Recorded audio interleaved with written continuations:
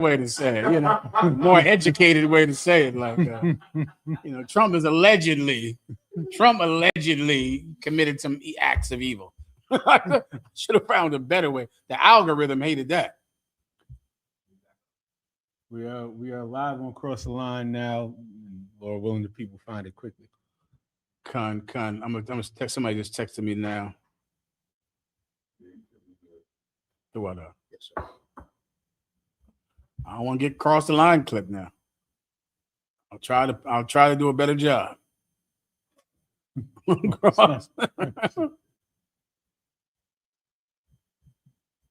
me know when I can begin. I'll give them a second, right?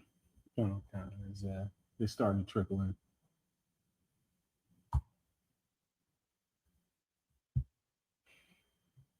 Man, so they had an issue with drinking and driving too. Get out of here. This white man, you work a hard day at work, you can't even get in your car and drink and drive. That's the one. No, that's the one I'm thinking about. It wasn't about seatbelts. It was about driving drunk. That's the better one. What, man? You come home from work, you want a beer. Yeah, man. I remember watching that like, boy, you got to civilize these white people. Yes, sir. All right, people starting to come into the live. So you want me to go now? Clap it up. All right. As I was saying, Donald Trump did nothing wrong. We love Donald Trump. Trump 2028. Did you hear that, AI? We love Trump. Jesus. Anyway, allegedly, Donald Trump is on that Epstein list. Allegedly. Allegedly, these are distractions to keep your mind off of him being on that Epstein list. And he knows the more he hurts Latinos, the more that white men will forgive him for being an alleged pedophile. Okay, we'll go into that. Let me answer the brother's question again. Sir, it was about verse 11,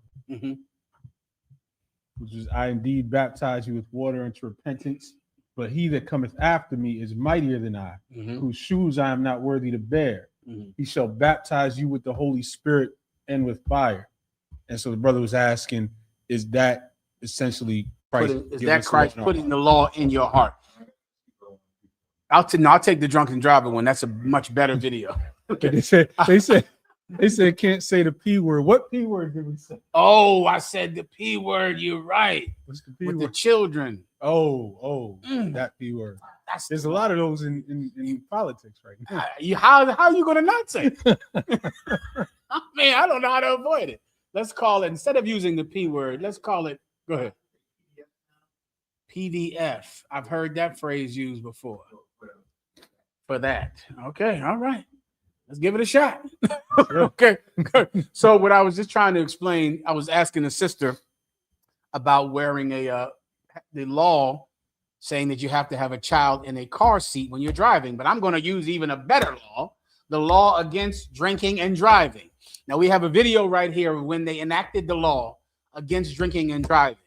This video will crystallize the point of the difference between the law being in your heart and the law simply being on paper. All right, go ahead and play it. Just a second.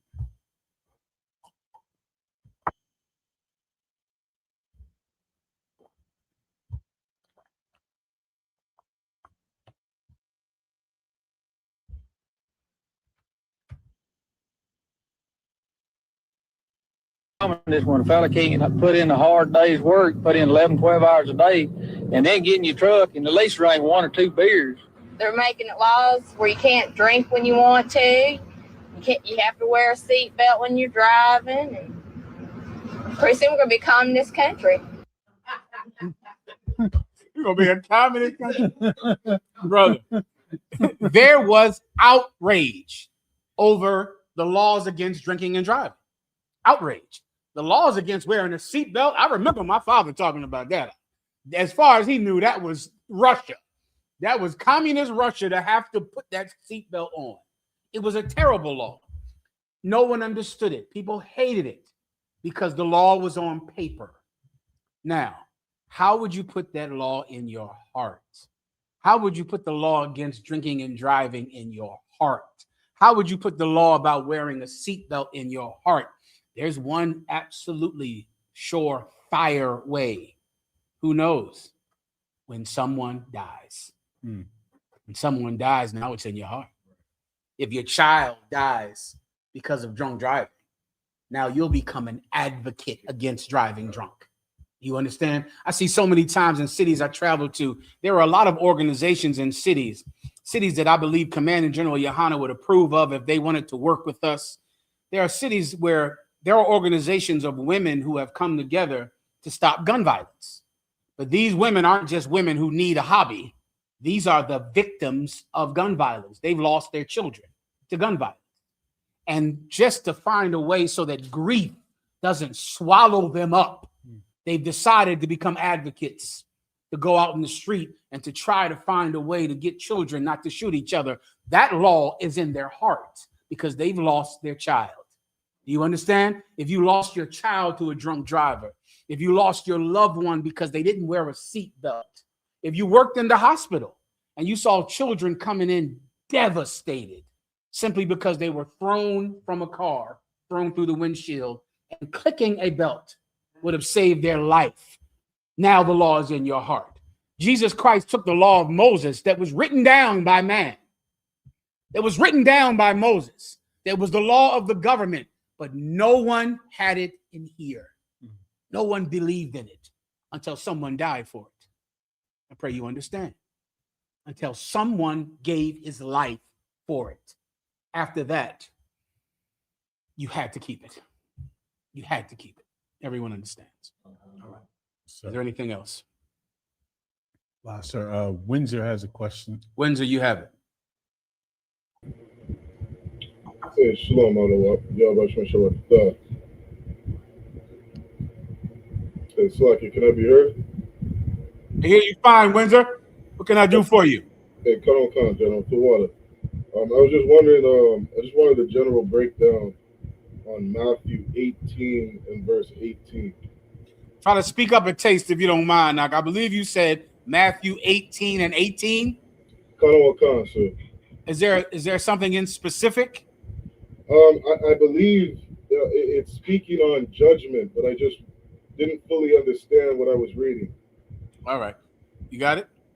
Whenever you're ready. Oh, slap. I'm sorry. Please take it. Is that Matthew 18 and 18? Mm-hmm. Matthew chapter 18, verse 18. Mm-hmm. Verily I say unto you, whatsoever ye shall bind on earth shall be bound in heaven. Mm-hmm.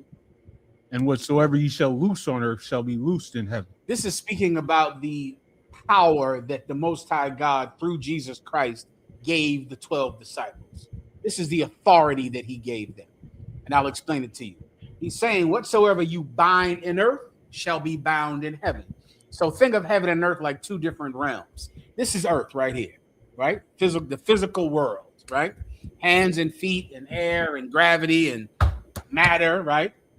Jesus Christ is saying, if you bind something on earth, it will be bound in heaven. Now, what is heaven? Heaven is the spiritual world, the world that is not physical, the spiritual world that controls this physical world. The perfect precept you need is when the plague came over Israel because David numbered the men. Numbering the men showed a lack of faith that David had on God protecting him, no matter how many men he had. By numbering the men, God was insulted by it. Because then it said, like, do you believe that you need the highest numbers to win a battle? Then that means you don't believe that I am with you in a battle.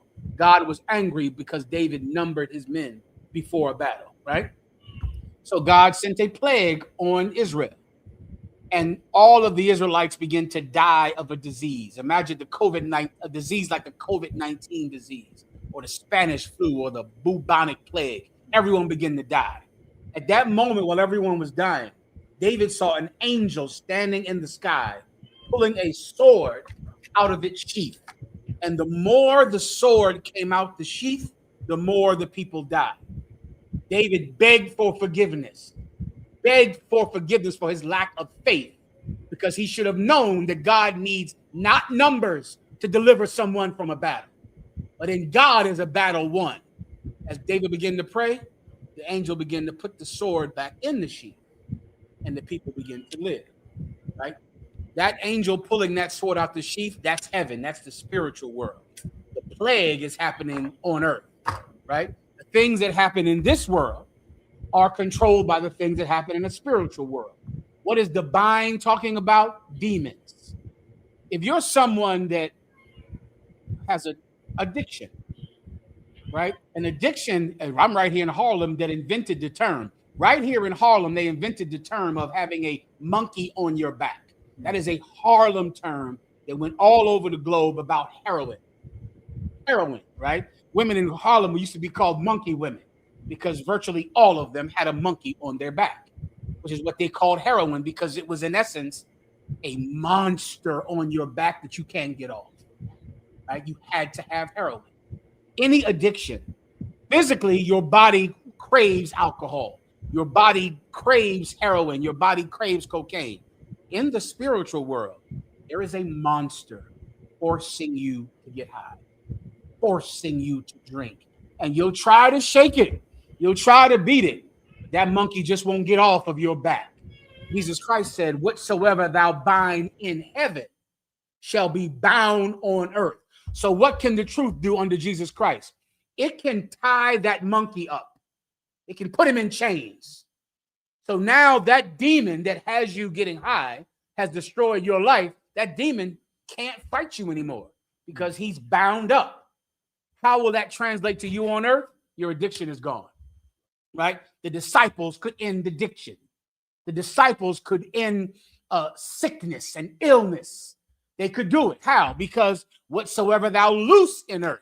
Now you give me someone who couldn't walk. They can't walk. They're laying there and they can't ever get up, right? Why? Well, in the physical world, they have this disease or this ailment that means that they can't move. In the spiritual world, they are bound. They're tied up. As they try to get up, they can't. The doctor has his reasons, which are true in the physical world. In the spiritual world, this person is chained. They can't move. The Lord said, whatsoever thou loose in earth shall be loosed in heaven. So now this person who is tied up, now you can free him from his chains. And then before you know it, this person gets up and walks, right? That's what this precept is talking about. You can make changes in the spiritual world that affect the physical world. We do it as a profession in the Israelite School of UPK. We change the minds of people. We change their hearts. And in doing so, we change their physical bodies. Now they're not addicts anymore. Now they're not homosexuals anymore. Now they're not deviants anymore. You can absolutely change someone's spirit and then thereby change everything physical about them. That's the point of Matthew 18 and 18. Everyone understands. Sir. Good to go. Proxima. Yes, sir. Colleen has a question. Colleen, you up? Shalom, Yahweh Hashem, Yahweh Shah, Barakatah, sir. Barakatah, good to hear from you. What can I do for you? Salakia, sir. My daughter in the room has a question. If you could, with your grace. Just still give her a hand.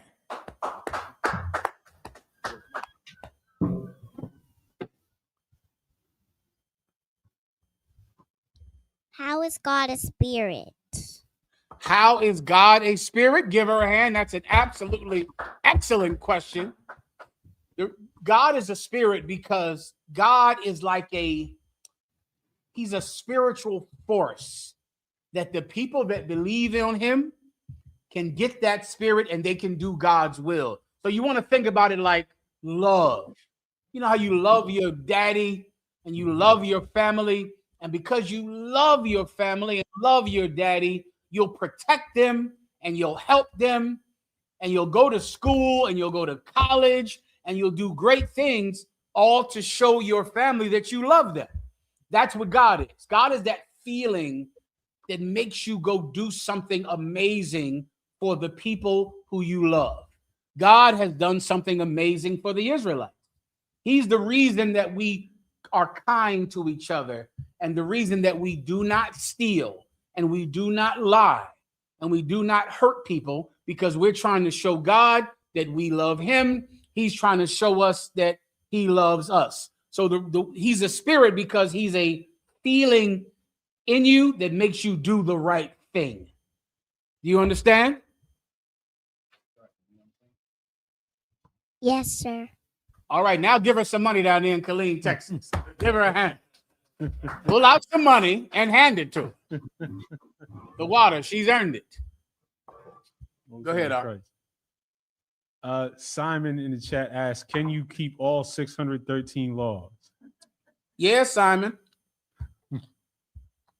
Let's start with one tonight. Stop smoking weed. Let me tell you something. There's an old adage. It's not in the Bible, but it's true. Simon, let me ask you a question. How do you walk 1,000? How do you walk? How many did he say? 613? Yes, sir. Simon, how do you walk 613 miles? Let Simon answer the question. When Simon gets the answer, then you tell me, all right? Yes, sir. Simon, how do you walk 613 miles? People have done it. Oh, that has happened. People have went to the top of Mount Everest. On my phone today, I saw some 79-year-old woman up. They went to the North Pole. 79. Tons of white people go to that Mount Everest. People go to space, don't they? They go to the damn moon. How? How is that achieved? How does somebody make it from their house to the moon? How does someone walk or run 613 miles? Only one way to do it. Does Simon have the answer yet? He said, if you've broken one law, you've broken them all. That's the way. Well, Simon, you're not answering my question about the miles, young man. I asked you a question. How do you walk 613 miles? I didn't ask you about the law, Simon, and watch your fresh mouth. I'm asking you a question, and don't get fresh with me, brother. How do you walk 613 miles? That's what I'm asking you. That's it.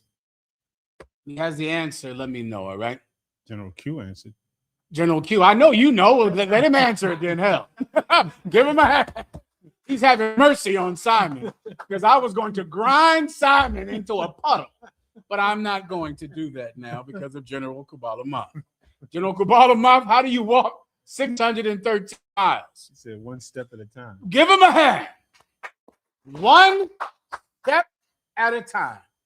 One step, Simon. That's it. That's how you walk 613 miles. One step. Your problem, Simon, is that as you sit home, breaking all 613, in your mind, it's an impossibility. Take one step forward, Simon. That's it. Take one step forward. That's all you have to do. That's how you get to the moon.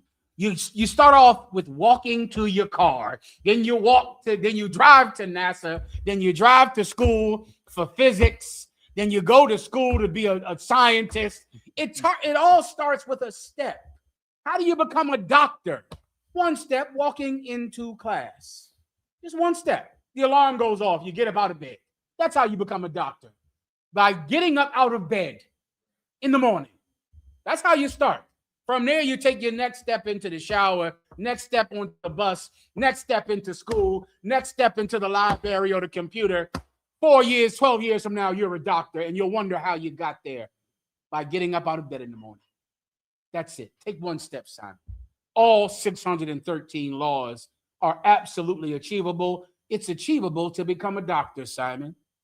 I always wonder how Black people Hispanics read the Bible and think it's impossible to keep the law. How could you think it's possible to become a doctor? Can you imagine what a physician is doing to become a physician? You never will. You'll never know. You'll never know. What is someone doing to become, some mathematician or an astronaut? You will never know, Simon, what they're doing, because it will simply be too hard for you to imagine. I pray you understand. Is there anything else? Wow, sir.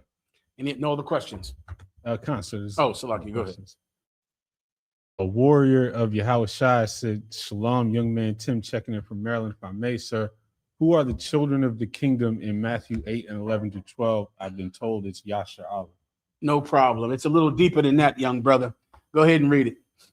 Matthew chapter 8 and verse 11.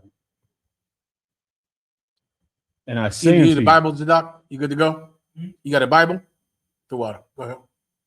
and I say unto you that many shall come from the east and west, and shall sit down with Abraham and Isaac and Jacob in the kingdom of heaven. But the children of the kingdom shall be cast out into outer darkness. Let me explain what this precept is about. The many from the east and the west, that is Yashar Allah, right? The many from the east and the west. The children of the kingdom, that is Yashar Allah. They're both, when I say Yashar Allah, for those of you that don't know, they're all blacks and Hispanics, right? The point that Jesus Christ is trying to make is that the people who have the seat of leadership and of power, the wealthy, the people who get all of the praise and all of the money because they descend from powerful families, they have an opportunity that they do not care about. They sit in a position that means nothing to them. Well, meanwhile, here we are in Harlem, New York, fighting to learn what they had 600 years ago, 1,000 years ago. They had it. Like, I think about it all the time, and that here we are in Harlem, desperately wanting to get back to a place that at one time your forefathers had and could not care less about having it. They couldn't care less. I see it all the time now, and it's just human nature. You know what makes me sick? Watching videos of black people saying, we have to support black businesses. That's something that drives me nuts. In 2025, you know what's on my phone all day? We got to support black and Latino businesses. We have got to support them. We have got to go to black colleges. We've got to, we at one time, that's all we did. Right. Because there was segregation and you only went to a black business. You only went to a Latino business. But you know what they said then? We wanted to integrate. They wanted to go to the white businesses back then. So now here we are fighting for the same world your great-grandfather had. Now you want it. Now you desperately want a world where you have a black doctor, a black hospital, a Latino doctor, a Latino hospital, a Latino store to go to. Now you're sitting there on the internet like, boy, if we only could have the very thing that we used to have and we didn't want at all. That is what they had in Israel. They were living in Jerusalem. Do you understand me? Which means what? That was a completely black and Latino nation with their own language, with their own laws that they got from Moses, with their own customs, their own money. Everyone would come around and look at what Solomon built, and they would be in awe of it. They had it, and you know what they wanted? To be Romans. That's what they wanted. They would rather be a Roman. They would rather be a Greek. Jesus Christ said this: there are people that are going to come from the east and the west, and they're going to come here wanting what you have.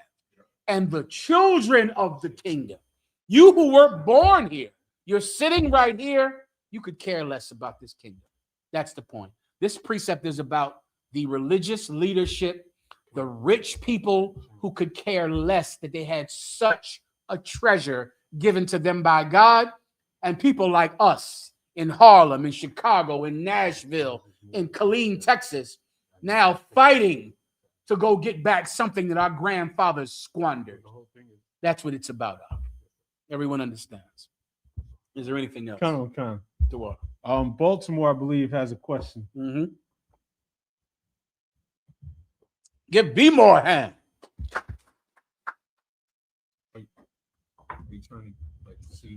I'm ready, Baltimore. Can I hear him? You don't mind the chaser. I appreciate you. You see that little question at the moment, so slightly. Throw a dash of that sour at the back, if you don't mind. In this, please. Go ahead, please, Baltimore. Sluggy, we didn't have a question at the moment, sir. All right, let's go here. Khan, we got a question in the chat. Brother says, Salaki, sir, if I may, can I get a breakdown of 1 Corinthians 14 and 14? My brother is a Pentecostal Christian.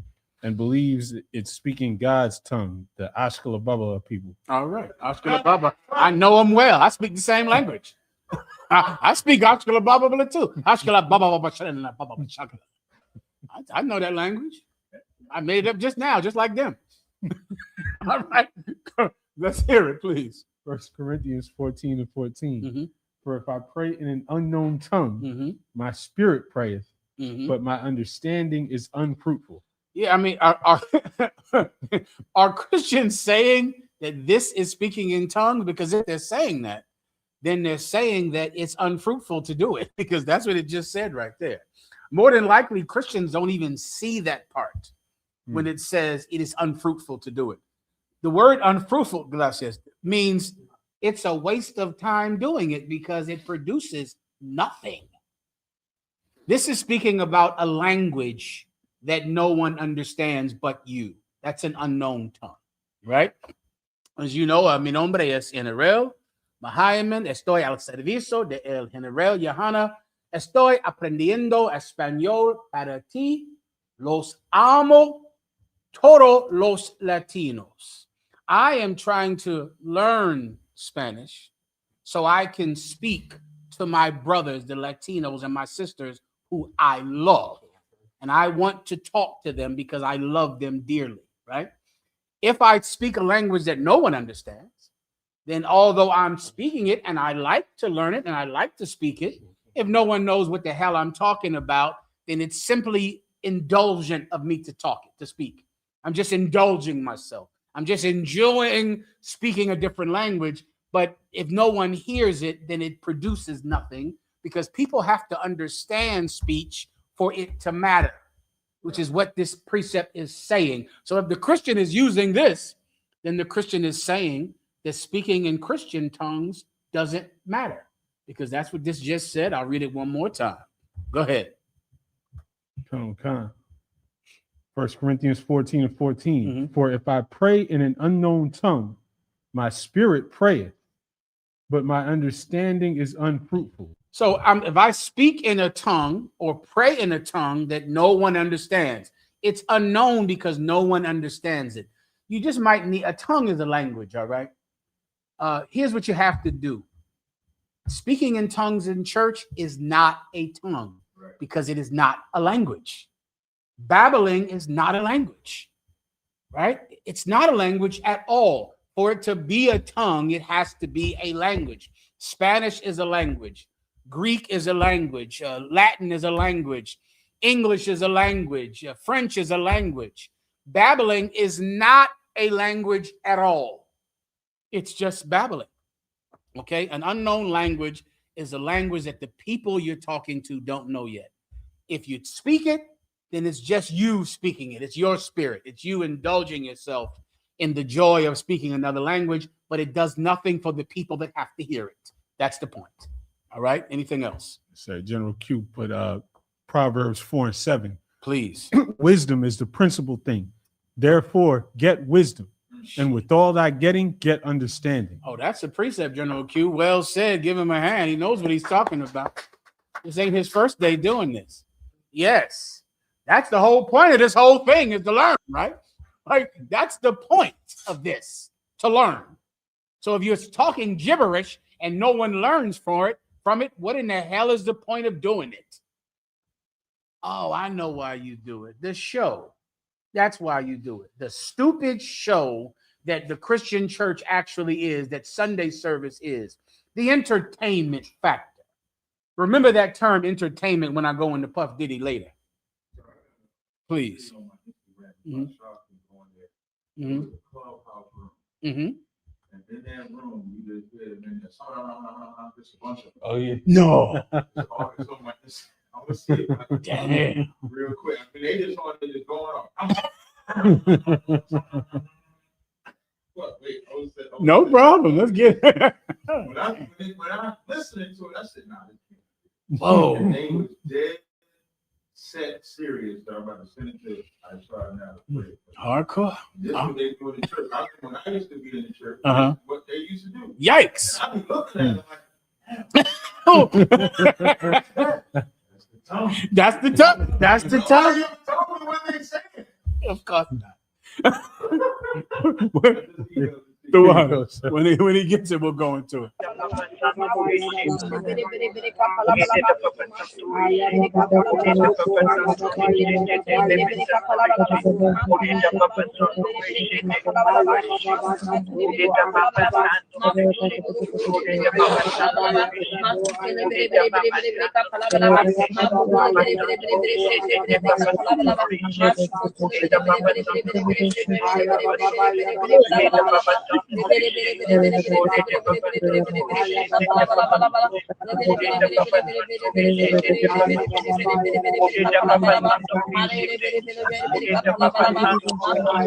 first time hearing anything like that.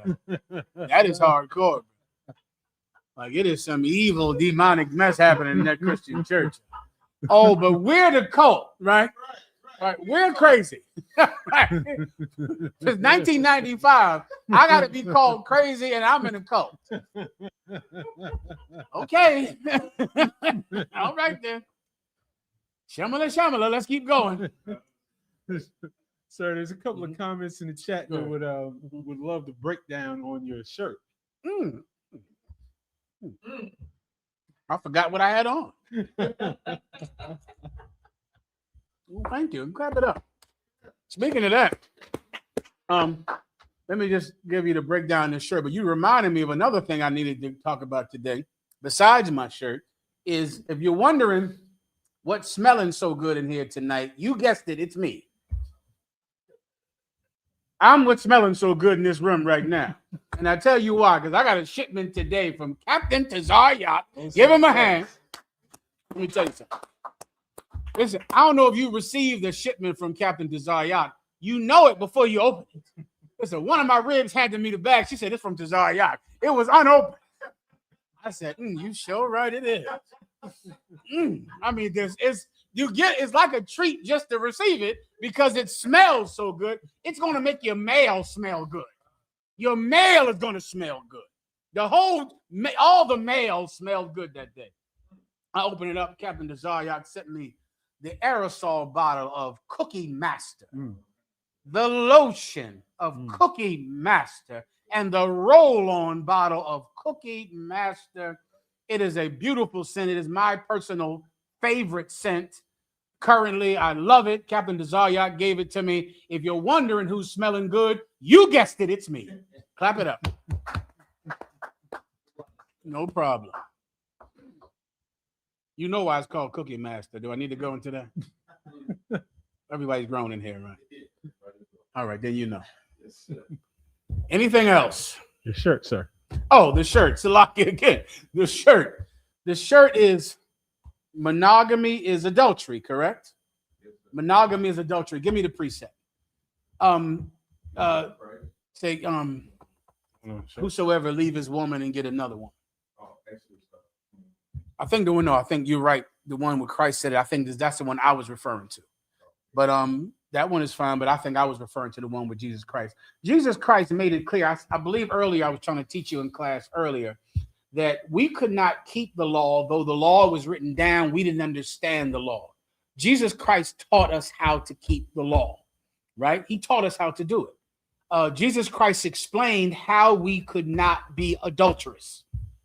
For years, people just couldn't do it because people hated each other so much that Moses gave them the right to leave their wife because it was a better alternative than what they would do otherwise. So Moses said, just go ahead and break up. Give her a bill of divorce and leave her.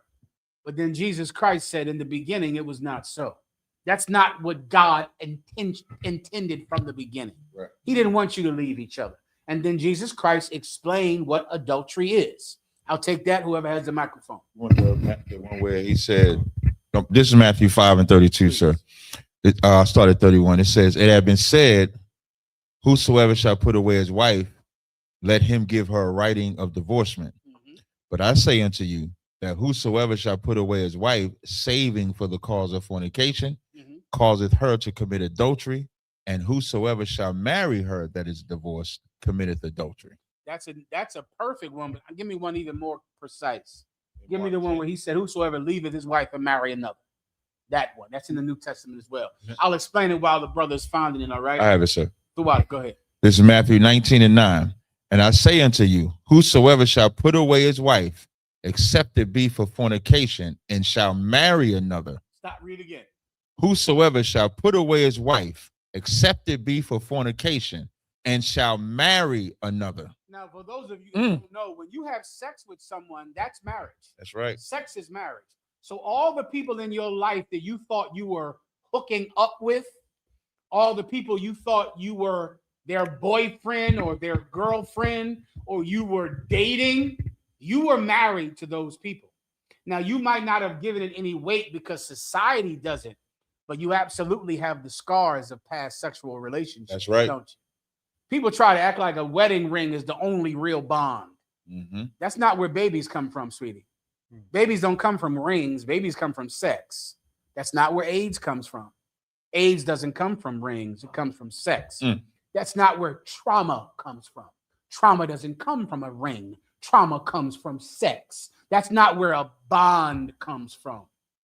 A bond doesn't come from a ring. A bond comes from sex. Why? Because sex is marriage. And the Bible is telling you that if you have a woman, if you have a wife, and you leave her and marry another. Now I'm going to ask the chat room.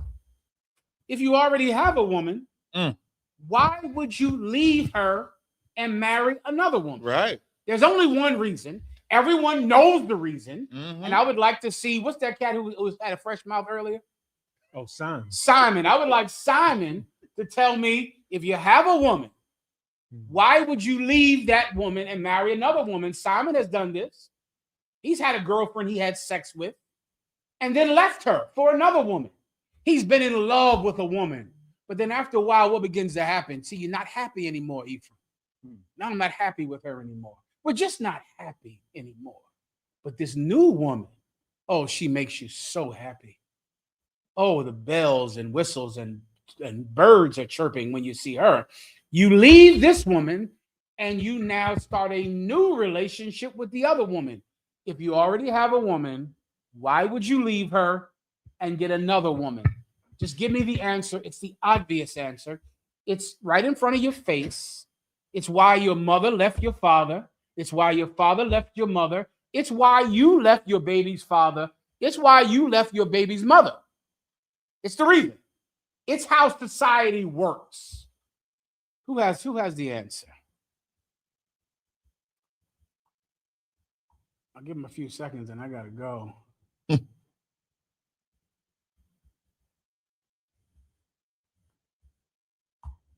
Ephraim, how about you as a doctor? You know? You better think on it. You better think. There's only one reason. Ephraim, no go? I'll give it to you. Monogamy.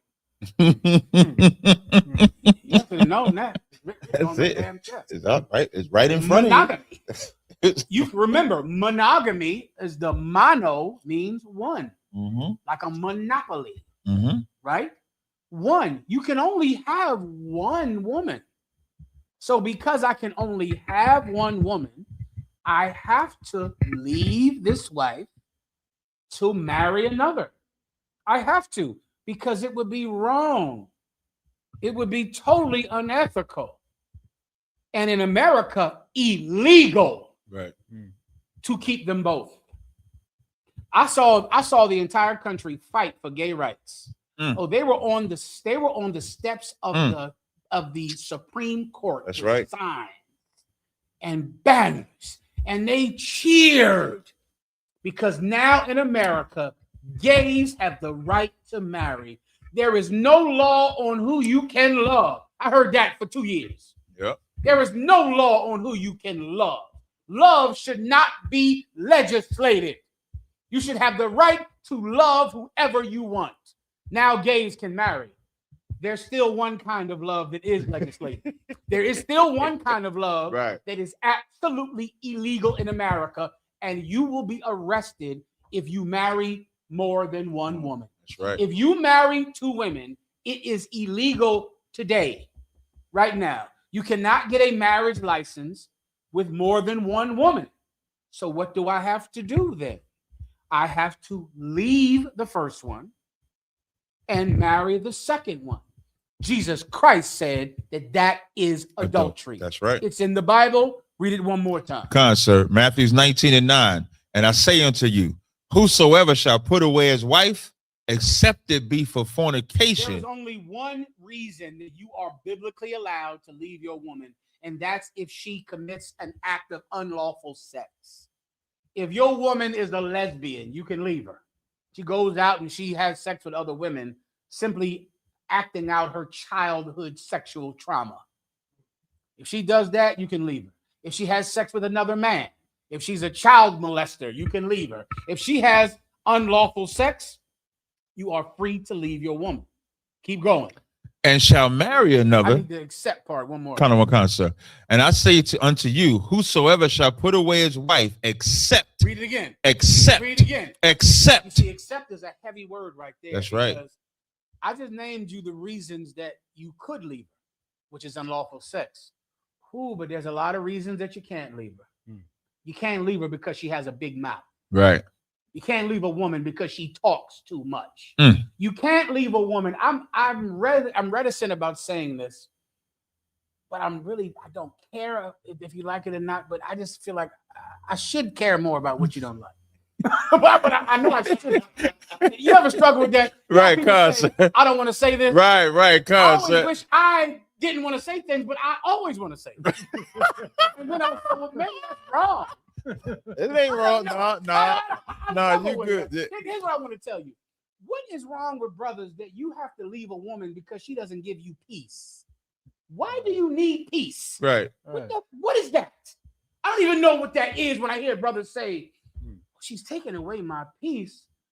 Who gives the F about peace? What do you got a woman for? For tranquility? You know who you can get peace with, right? Your homies, your brothers. Your brothers you play video games with and drink a brew with. A woman is supposed to be different than you.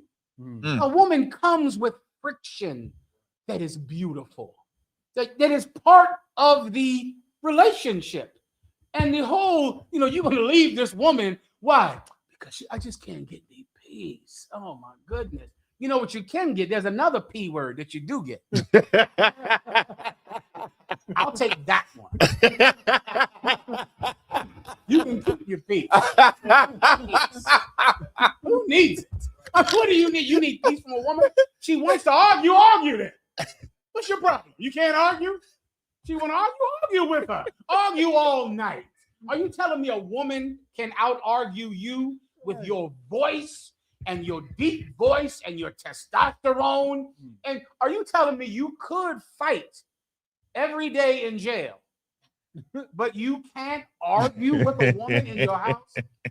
Brother, if I was you, I would stop whatever this is that creates more reasons that you think you have the right to leave a wife. And now you can leave a wife simply because I just can't get any peace. What do you need, a bubble bath? Be a effing man. Peace. I don't need peace from a woman. I need that other P thing. That other thing. You give me that. Hell, the fighting, the arguing, whatever we do is just foreplay. A lot of you women out there, you ain't have sex with a UPK man yet. A lot of you out there, I can tell. You gotta start having sex with a UPK brother. Give the UPK man. Damn right. That's the problem. You see, you're having sex with these cats in the world, and they need peace. They need you to just come in there and just give them a massage and just, baby, I need peace for my day. Brothers in the UPK don't need peace. They need the other P word. Right. And you need to start having sex with men in the UPK. It's a whole different kind of sex. Brothers in the UPK don't have foreplay. They have 12 play. For the 12 tribes of the nation of Israel. They have 12 play. They don't have foreplay. And brothers in the UPK, they don't do 69. They do 1969. That's right. In the UPK. That's a whole different thing than 69. I can't even really tell you what that is. That varies from brother to brother. 1969 is a sexual position.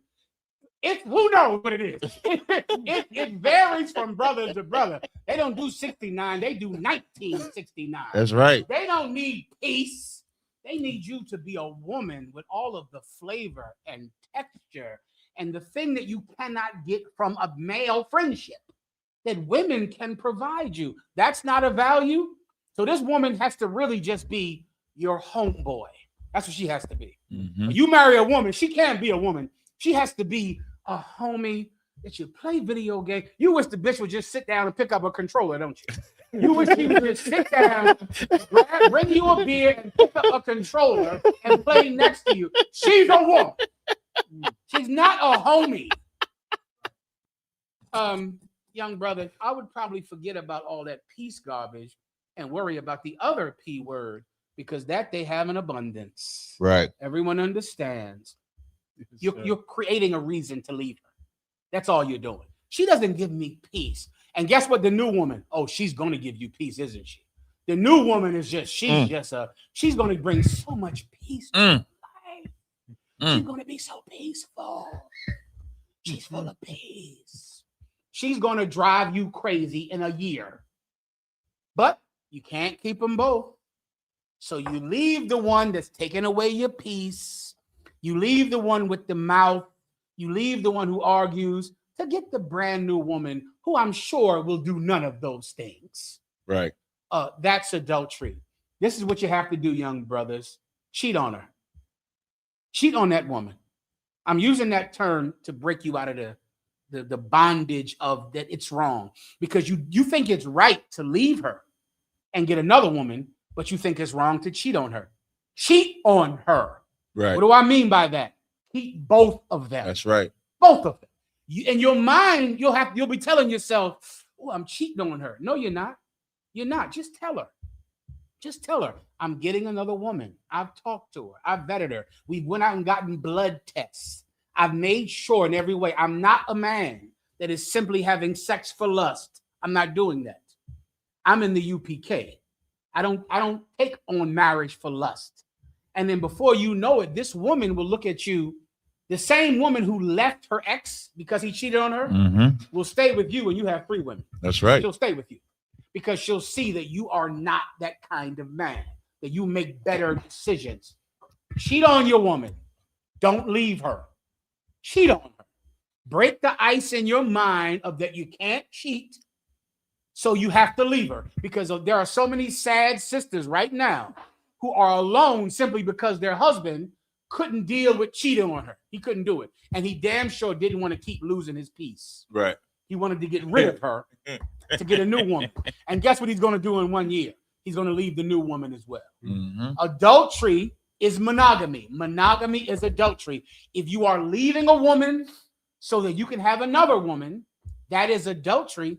By definition, it's not ambiguous. It's right in front of you. The captain will read it one more time, and then I'll move on. Yes, sir. Go ahead. And I say unto you, whosoever shall put away his wife, except it be for fornication, and shall marry another, committeth adultery. That's it.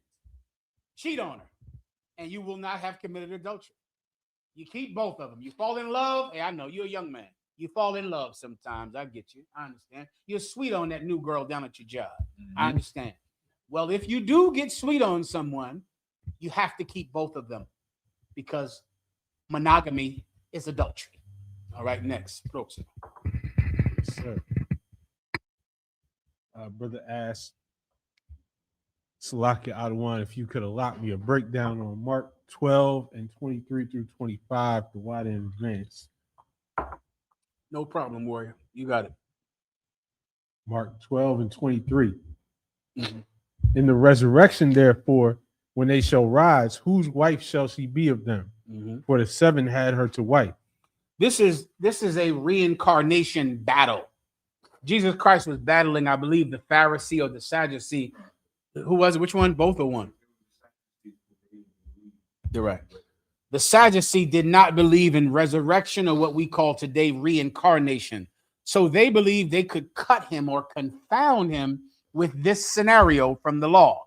There is a law of a brother in the Bible, in the Old Testament, which means if a man has a woman and he dies before he can raise up a child with her or a son with her, which is called seed in the Bible, then her brother will marry the widow of his brother and raise up seed in his name, right? So your brother is killed. He has a wife. but he is killed for some reason before he has a son with her. The law dictates that a good brother will marry his brother's widow and then have a son with her and name that son after his dead brother. That's the law of a brother. All right. So based on that law, they went to Jesus Christ to try to confound him with this. Go ahead and read it. Yes, sir. Verse 24. And Yahushua answering said unto them, do ye not therefore err, because ye know not the scriptures, neither the power of God? Okay, let me give him a scenario. The scenario is you got 7 brothers. The eldest brother marries a woman. He dies before he has a son. After that, the next brother marries her. He dies before he has a son. Then the third, the fourth, the fifth, the sixth, and the seventh. Now, in this reincarnation that you are teaching about, in this resurrection that we keep hearing you talk about, who does this woman belong to? And Jesus Christ said, what again? Do ye not therefore err, because ye know not the scriptures? You're erring because you don't know the scriptures. You're making a mistake because you don't know the Bible. You don't know the law. You don't know the word of God. That's why you're asking me this question. Continue. Neither the power of God. And you don't know God's power. That's why you're asking me this question. You don't know his authority over the reincarnation, over the resurrection. That's why you're asking me this question. Go ahead. For when they shall rise from the dead. For when they are resurrected, when they are reincarnated, go ahead. They neither marry nor are given in marriage. They don't marry and they're not given in marriage, meaning what? They are not bound by some contract from a former life when they are reincarnated. They don't marry and they're not given in marriage. So when you are reincarnated, you don't come back and say, oh, well, in a former life, you were married to this person, so now you have to be married to them now. Oh, in a former life, your father promised that you'd be married to this person, so now you have to be married to them now. That is not how reincarnation works. When you come back the way God wants you to come back. You don't come back bound to some contract made in a former life. So many of you fake Israelites, you think you're Paul in the reincarnation. I've had to battle you throughout the years, and it is the most ridiculous battle to be in. To battle. Listen, one time, there was this group named GMS. Lord have mercy, that was a stupid battle to be in. The GMS cat was talking about Commanding General Yohana. And I forget who they were even saying Commanding General Yohana was. But I know the head of GMS said he was Paul. And they said that Commanding General Yohana was like Ahab or some evil king in the Bible. And he was cutting General Yohana by cutting the king, meaning, look at you, General Yohana, you went and gave the covenant to the Moabites. I said, what in the F is he talking about? Can you understand? It's hard to even, I'm going to try to explain it to you. Imagine if I'm saying you're Goliath, and I'll go, look at you, Shema Wa'ala, you went in there and got killed by David. You went in there and David hit you with that rock, Shema Wa'ala. That's what he was saying. I was like, what is he talking about? Look at me. I'm the one that taught the Gentiles. General Yohana, what'd you do? You went in there and thought you, because you were such a giant, you could fight David. I said, is this cat a schizophrenic? Is he a lunatic? Does he think he can say it because he thinks General Yohana is someone from the Bible? He'll chastise the cat in the Bible and just attribute it to General Yohana. That group is gone. They're not here anymore because they used to allegedly PDF little children. Allegedly. Yeah, and promoted it and taught it. They're gone. You can't look at what someone did in a former life and then attribute it to tying it to them in this life, especially when you're wrong and you don't know who the hell anyone is in a former life because you're a drug addict. Everyone understands. When they come back, they're not married or given in marriage. They're all coming back and they're going to be where God wants them to be. They're going to do what God wants them to do based on his judgment. That's why he's saying you err not knowing the scriptures. Because when you come back in the reincarnation, you're going to come back in the condition that God puts you in based on his judgment. That's what the Old Testament says. that he will return the evil of them that hate him upon the third and the fourth generation of them that hate him. He's going to come do to you what he decides to do to you. He's not going to now say, well, I want to destroy him, but he's scheduled to be married to this sister, so I can't do that. God is going to do with you what he will do with you because he's the Most High, and this life is for punishment or reward based on a past life. Continue. But are as the angels which are in heaven. But are as the what? As the angels which are in heaven. But are what? They are angels. Is that what you said? You said they are. They come back as angels. Is that what you said? But are as the angels. But you mean that they are angels. But are as the angels. You see, as angels would mean they're definitely not angels. Right. That's what that term means. That's why you need to take that one step into school instead of sitting home thinking you can't obey the law, because you'd understand this form of speech right here. Right. If I say he acts like a dog, then there's only one thing he's not: a dog. Because I could say a horse acts like a dog. I could say a fish acts like a dog. I could say a cat acts like a dog, but I cannot say a dog acts like a dog. You understand? That's the only thing you cannot be. So if it says they shall be as the angels, the only thing that they are not is angels, because they are like angels or as angels. So then how are we like angels in the reincarnation? We come back doing God's will. He wanted you to be born in that project apartment. He wanted you to be born to that mother, to that father, in that neighborhood.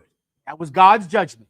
He's not bound by some contract that your mother made in a former life or your father made. You're going to be born in a situation that he wants you in, just like an angel, doing God's will.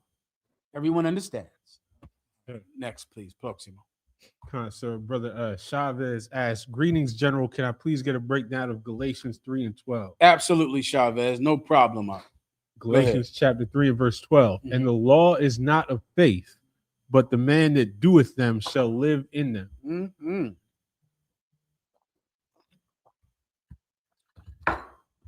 The law is not of faith, meaning what? I'm going to take it back to drunk driving. All right. I could hate the law about drunk driving and still not drive drunk. I could disagree with the law about wearing a seatbelt and still put on my seatbelt, which is mostly all of you now, right? The white man, this is how people don't care about life and don't care about saving the lives of people. Cars have to have a beep to make you wear that seatbelt. That car is going to beep you insane. Beep, beep, beep. Yeah, you be like, what the hell's that sound? God damn it, I got to put on my seatbelt. Why did the white man even need to make that beep in a car? Right. Shit, who you telling? that thing on. You sitting there like, what is that sound? God, it's me. I'm the dancer. Well, he knows that you don't care about living. You don't care about, getting thrown through that glass. He has to beep. He has to put a beep in the car. Why? Because the law about wearing a seatbelt is not of faith. You don't have to believe in it to do it. You just have to do it. That's the law. You don't have to really believe in it to do it. But if you do it, you're going to live. If you put on that seatbelt, regardless of whether or not you believe in it, when you get in a car crash, you have a better chance to survive. You're going to live. Right? That's the law.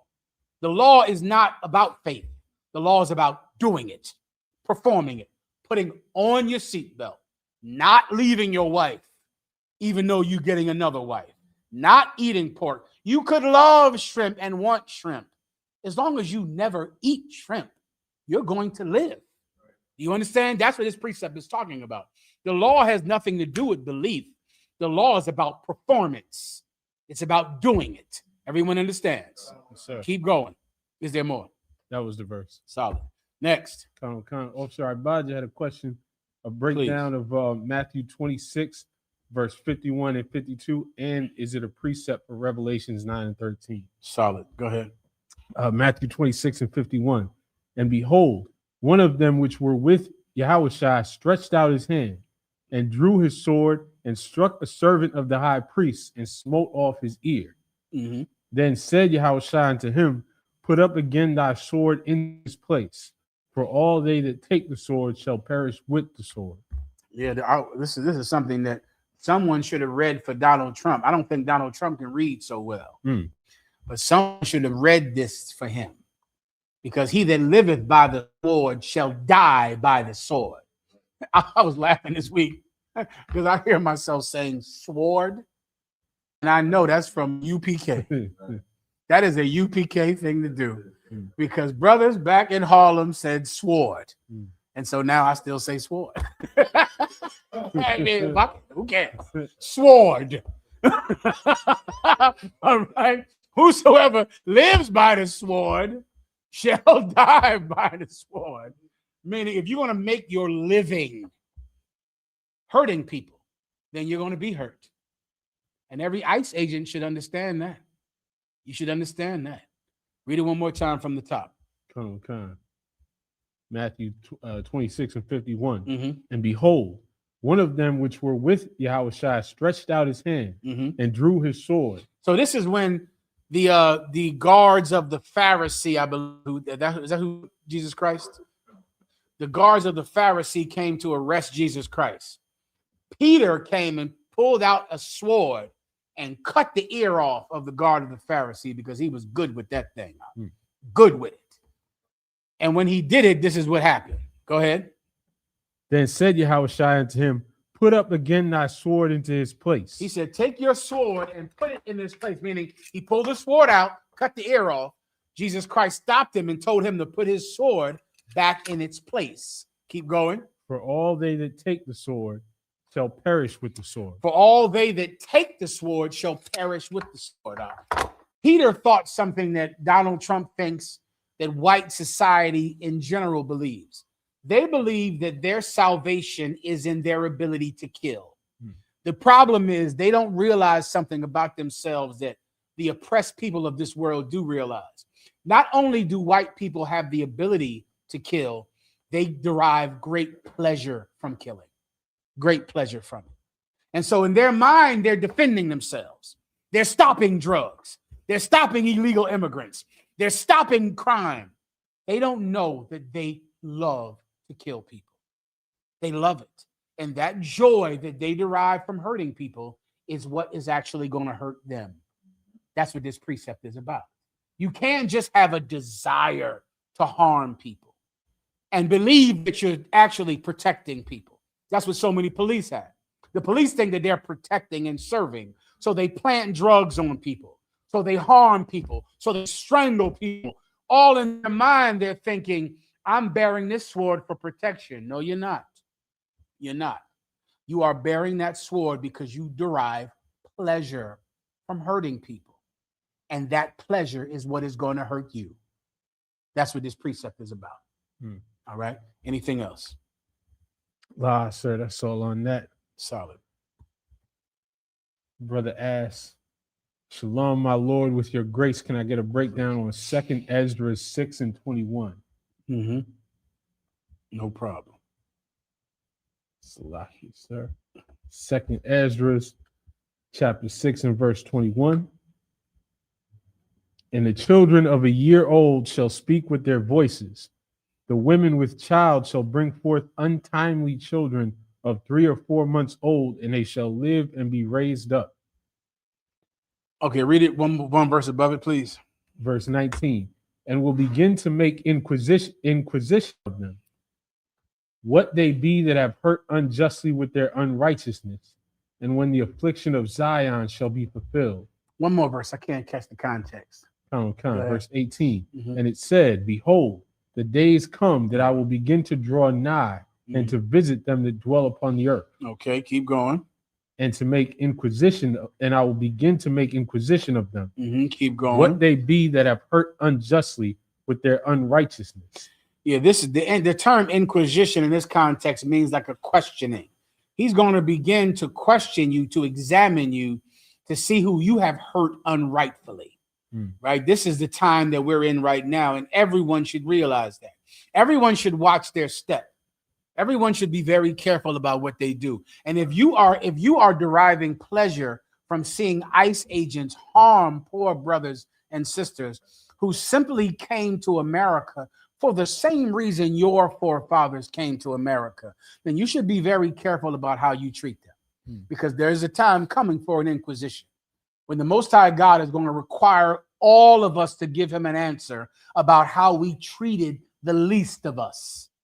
Continue. Yes, sir. And it, Salakia. Please.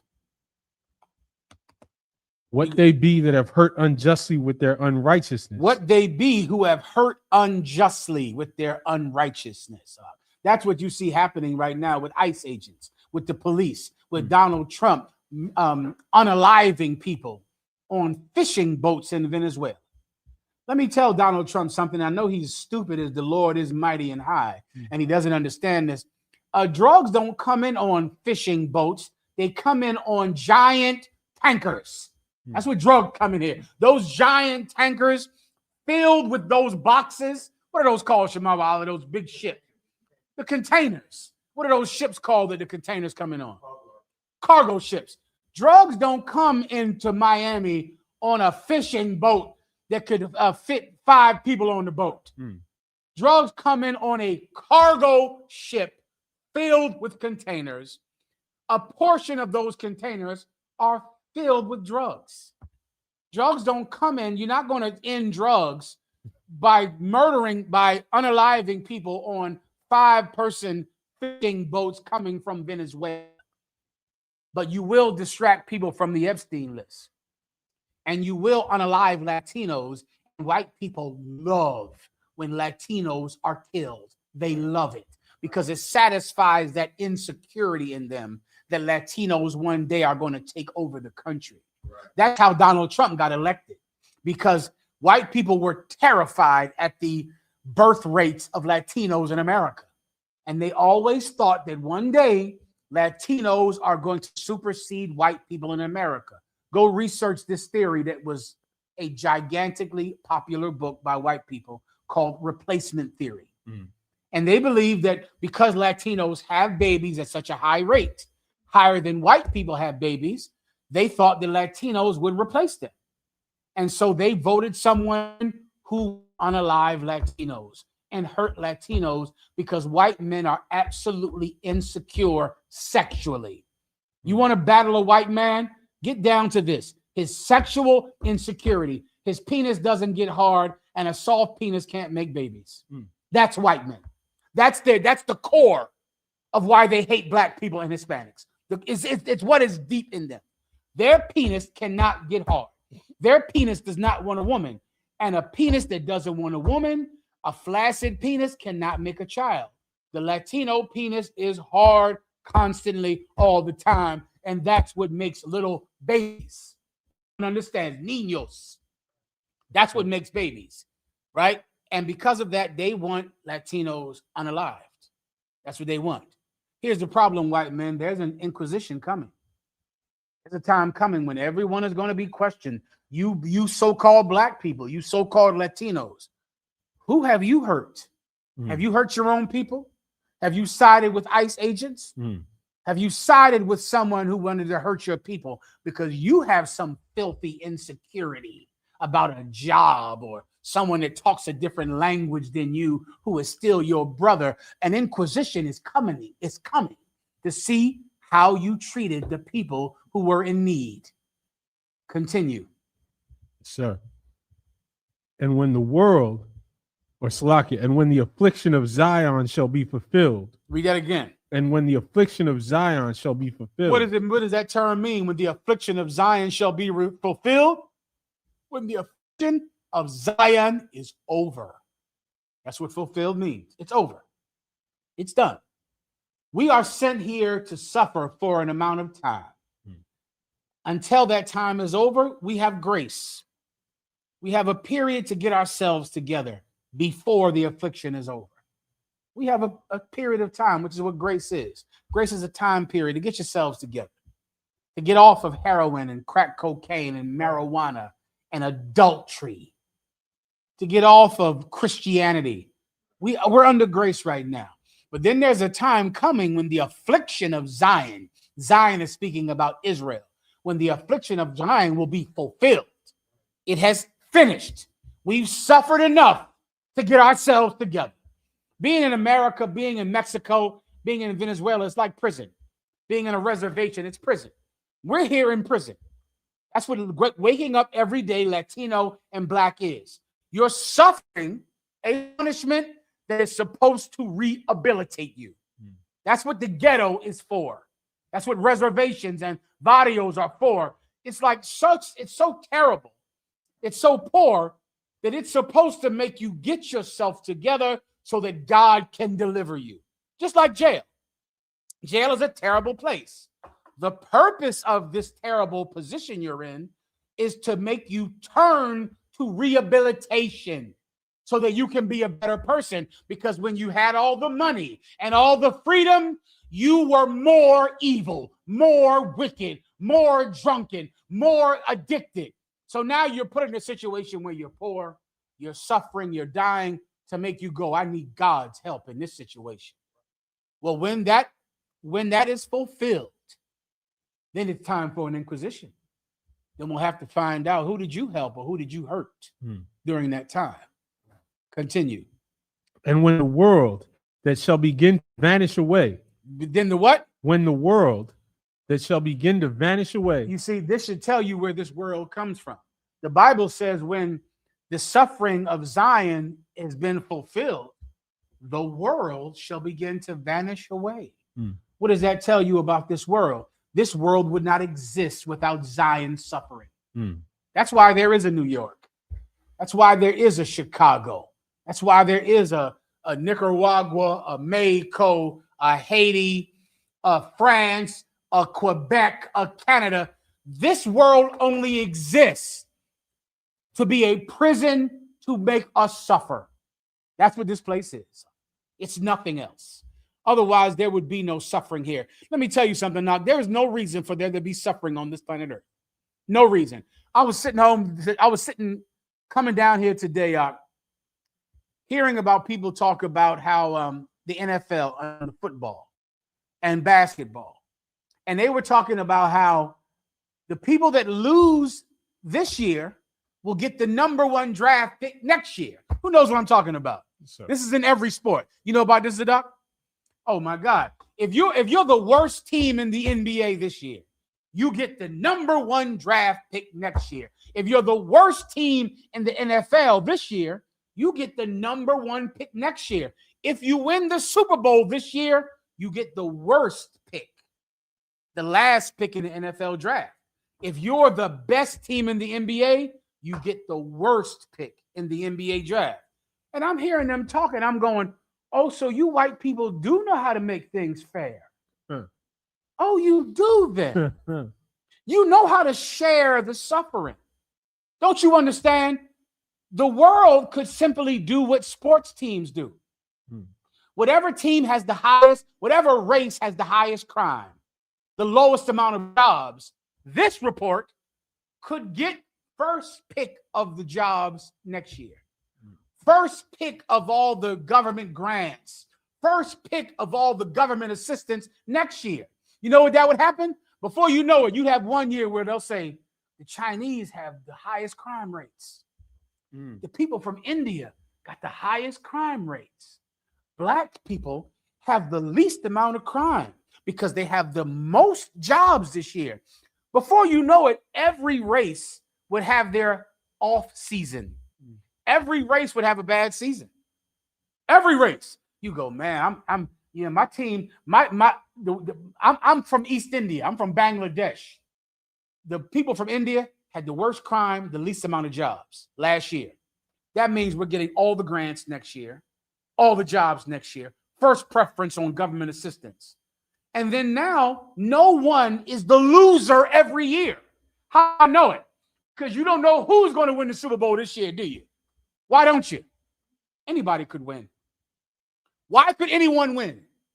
Because they create a way to make equity, to make parity among every team by giving the worst teams the best choices and the best teams the worst choices. Why can't that happen in the ghetto? Why can't that happen in America? Why isn't it in America the best team who get all the money, all the choices, they rig the game to make sure they never lose? You know why that is? Because this world is not meant for the loser to ever win. Blacks and Latinos, we're the losers in this world.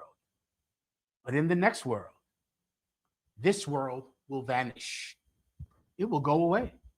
Because the whole purpose of this world is to keep you on the bottom, to keep you the loser. That's what oppression is. Continue. Shall be finished. Shall be what? Shall be finished. No more New York, no more Chicago, no more France, no more Canada, no more. Because our suffering is over. Continue. Then will I show these tokens. Oh, then he will show these tokens, these things that represent God, that represent his will. Continue. The books shall be opened before the firmament. Does he want all this broken down? Come on, sir, this verse. The book shall be open before the firmament. A firmament is like the ozone layer. So now the Most High God is opening the book. That is definitely important. Why? Because this book contains our inheritance. It's like reading your great-grandfather's will. You ever had the fantasy when you were young that you had a rich uncle? like white kids in the movies? Tons of you out might have grew up in foster care. Kids in foster care, brother, in their mind, one day someone is going to knock on that door saying, I'm your rich uncle, here to rescue you and take you to a mansion. That's every poor child's fantasy, especially if you live in foster care, is that there is a will out there somewhere. And in this will, you get an inheritance. Well, that's the book that finally gets opened because our suffering is over. And now this world that was made for our suffering is over. Now the book is open. And now we get to read about what we should receive that we haven't been receiving. The riches, the wealth that we should receive that we haven't been getting because now the book is open. Continue. And they shall see all together. And the children of a year old. They shall do what? They shall see all together. You know what that means? Everyone sees it. Not a secret door. Oh, you're telling me that we should have controlled France, not the white man. We should have controlled Great Britain, not the white man. The North American Indians should have controlled America, not the white man. The Haitians should have controlled France, not the white man. Everyone will see it. Our inheritance is open. Everyone is a witness for what God has given us by inheritance. Continue. And the children of a year old shall speak with their voices. Keep going. The women with child shall bring forth untimely children of 3 or 4 months old. Keep going. And they shall live and be raised up. Good Lord. I mean, what a beautiful precept. This precept is beautiful. And it's more beautiful if you understand the suffering that Blacks and Latinos are going through. Before I break this down, I want to tell you something, right? We have an epidemic in Black and Latino communities of illiteracy, autism, where our children, not only can they not read, they cannot talk. They cannot speak. Our children are stricken with mental illness at young ages. We also have an epidemic in the Black and Latino community of death during childbirth. Black and Latino women die during childbirth more than anyone on the planet. And here's the problem. A Black woman in America is dying of childbirth at a higher rate than a third world country in Africa, a country with no hospital, no health care, no prenatal system. That woman has a greater likelihood of surviving childbirth than Serena Williams. I'm using her name on purpose because she almost died. She almost died with every advantage from childbirth. Black and Hispanic women die during pregnancy. Their children do not survive. They have a higher rate of infant mortality than anyone on the planet. Now remember that, and then I'll show you what happens once our suffering is over. Read it again. And the children of a year old shall speak with their voices. A children of what? A year old. A child 1 year old can talk. Brother, there are children that are 7 years old that cannot talk. They're 7. They have autism. They're nonverbal. They cannot speak. And the rate is astronomical. If you go and research the numbers that I'm talking about, that I know and experience, it's an insane number to be in a country that is so wealthy, to have children that are so disabled that if the child is 7, the child is nonverbal. Do you understand when our suffering is over, a 1-year-old child will talk at 1. He'll be speaking. He'll be a witness to our inheritance at 1. Continue. The women with child shall bring forth untimely children. A woman with child that brings forth an untimely child. What's an untimely child? There's a word. Let a sister answer it. Okay. Because then she might understand the miracle. That milagro. Milagro. What's the miracle here? What's an untimely child? There's a term that's used every day. I'll give you 10 seconds to drink this, and then I'll answer.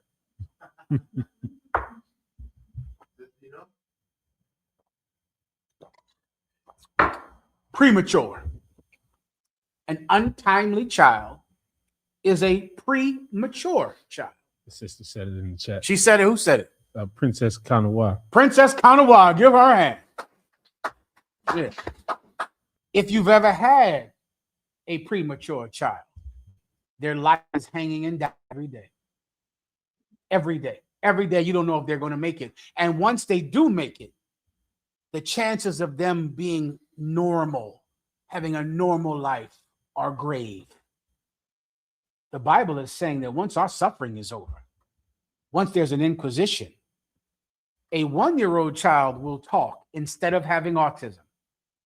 A premature child, a child that was not born at 9 months, born at 5 months, 7 months. Brother, I've seen babies so little like this, just like this. And I am not exaggerating, like this. And they're kept in an incubator and tubes on them, and they're just fighting that this child could be alive. Forget about whether or not the child might actually be able to talk and read and thrive.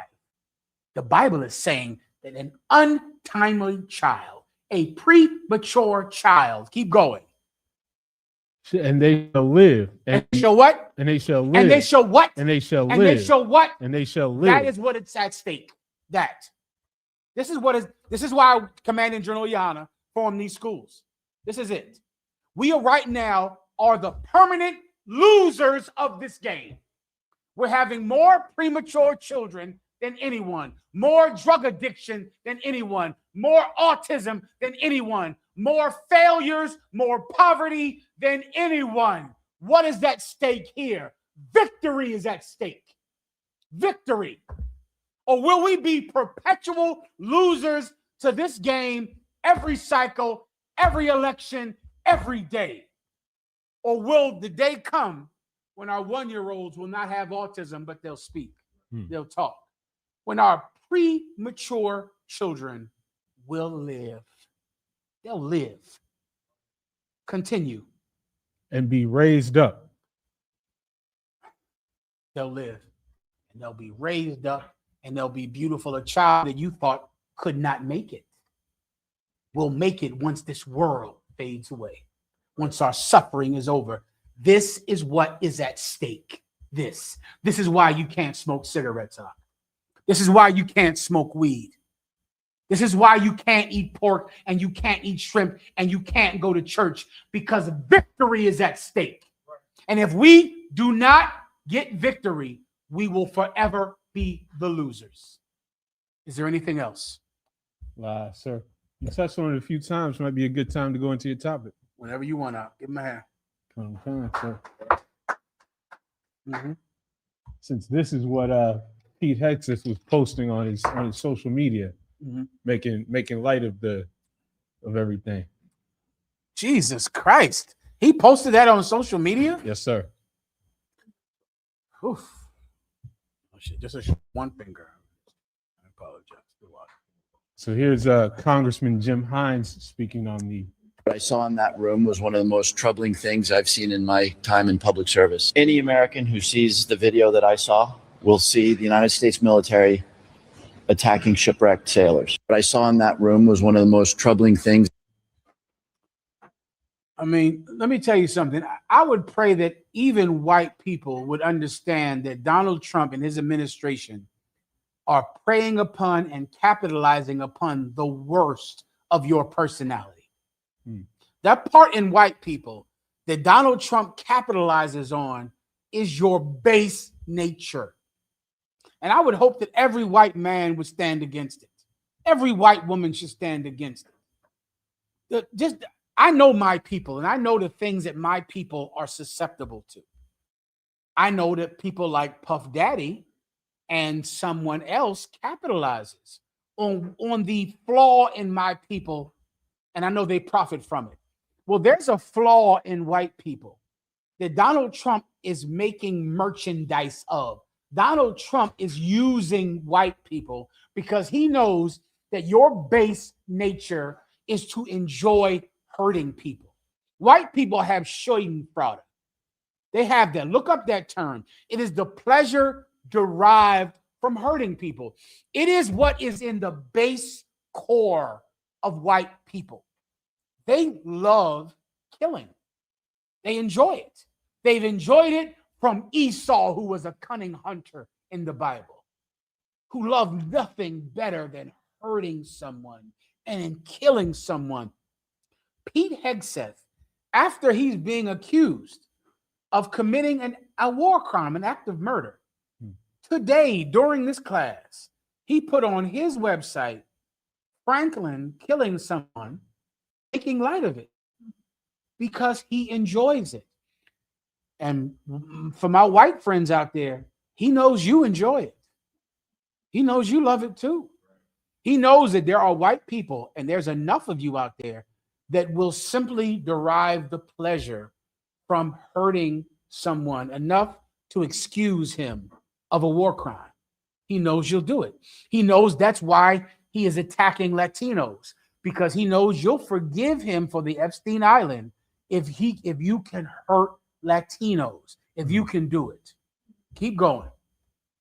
Come on. This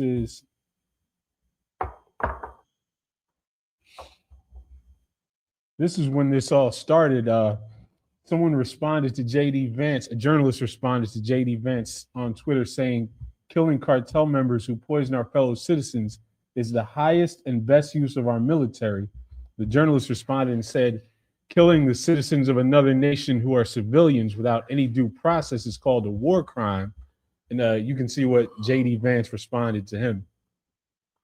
Okay, Brian Krastine says, killing the citizens of another nation who are civilians without any due process is called a war crime.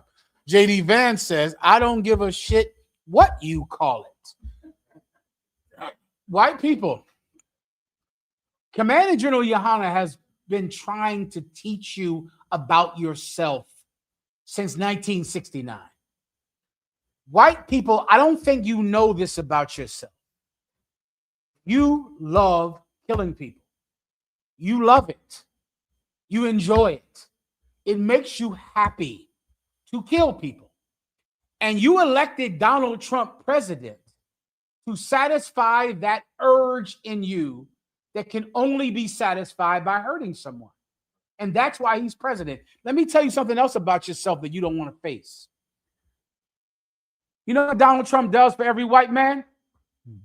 Donald Trump gives every white man the joy that a mass shooter feels. Donald Trump does that for you. White men want to commit an act of mass shooting. They want to do a school shooting. They love it.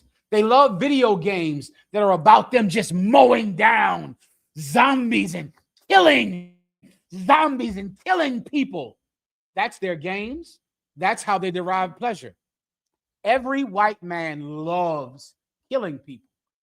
Donald Trump is allowing you to feel the pleasure of being a mass shooter. You're getting to enjoy it.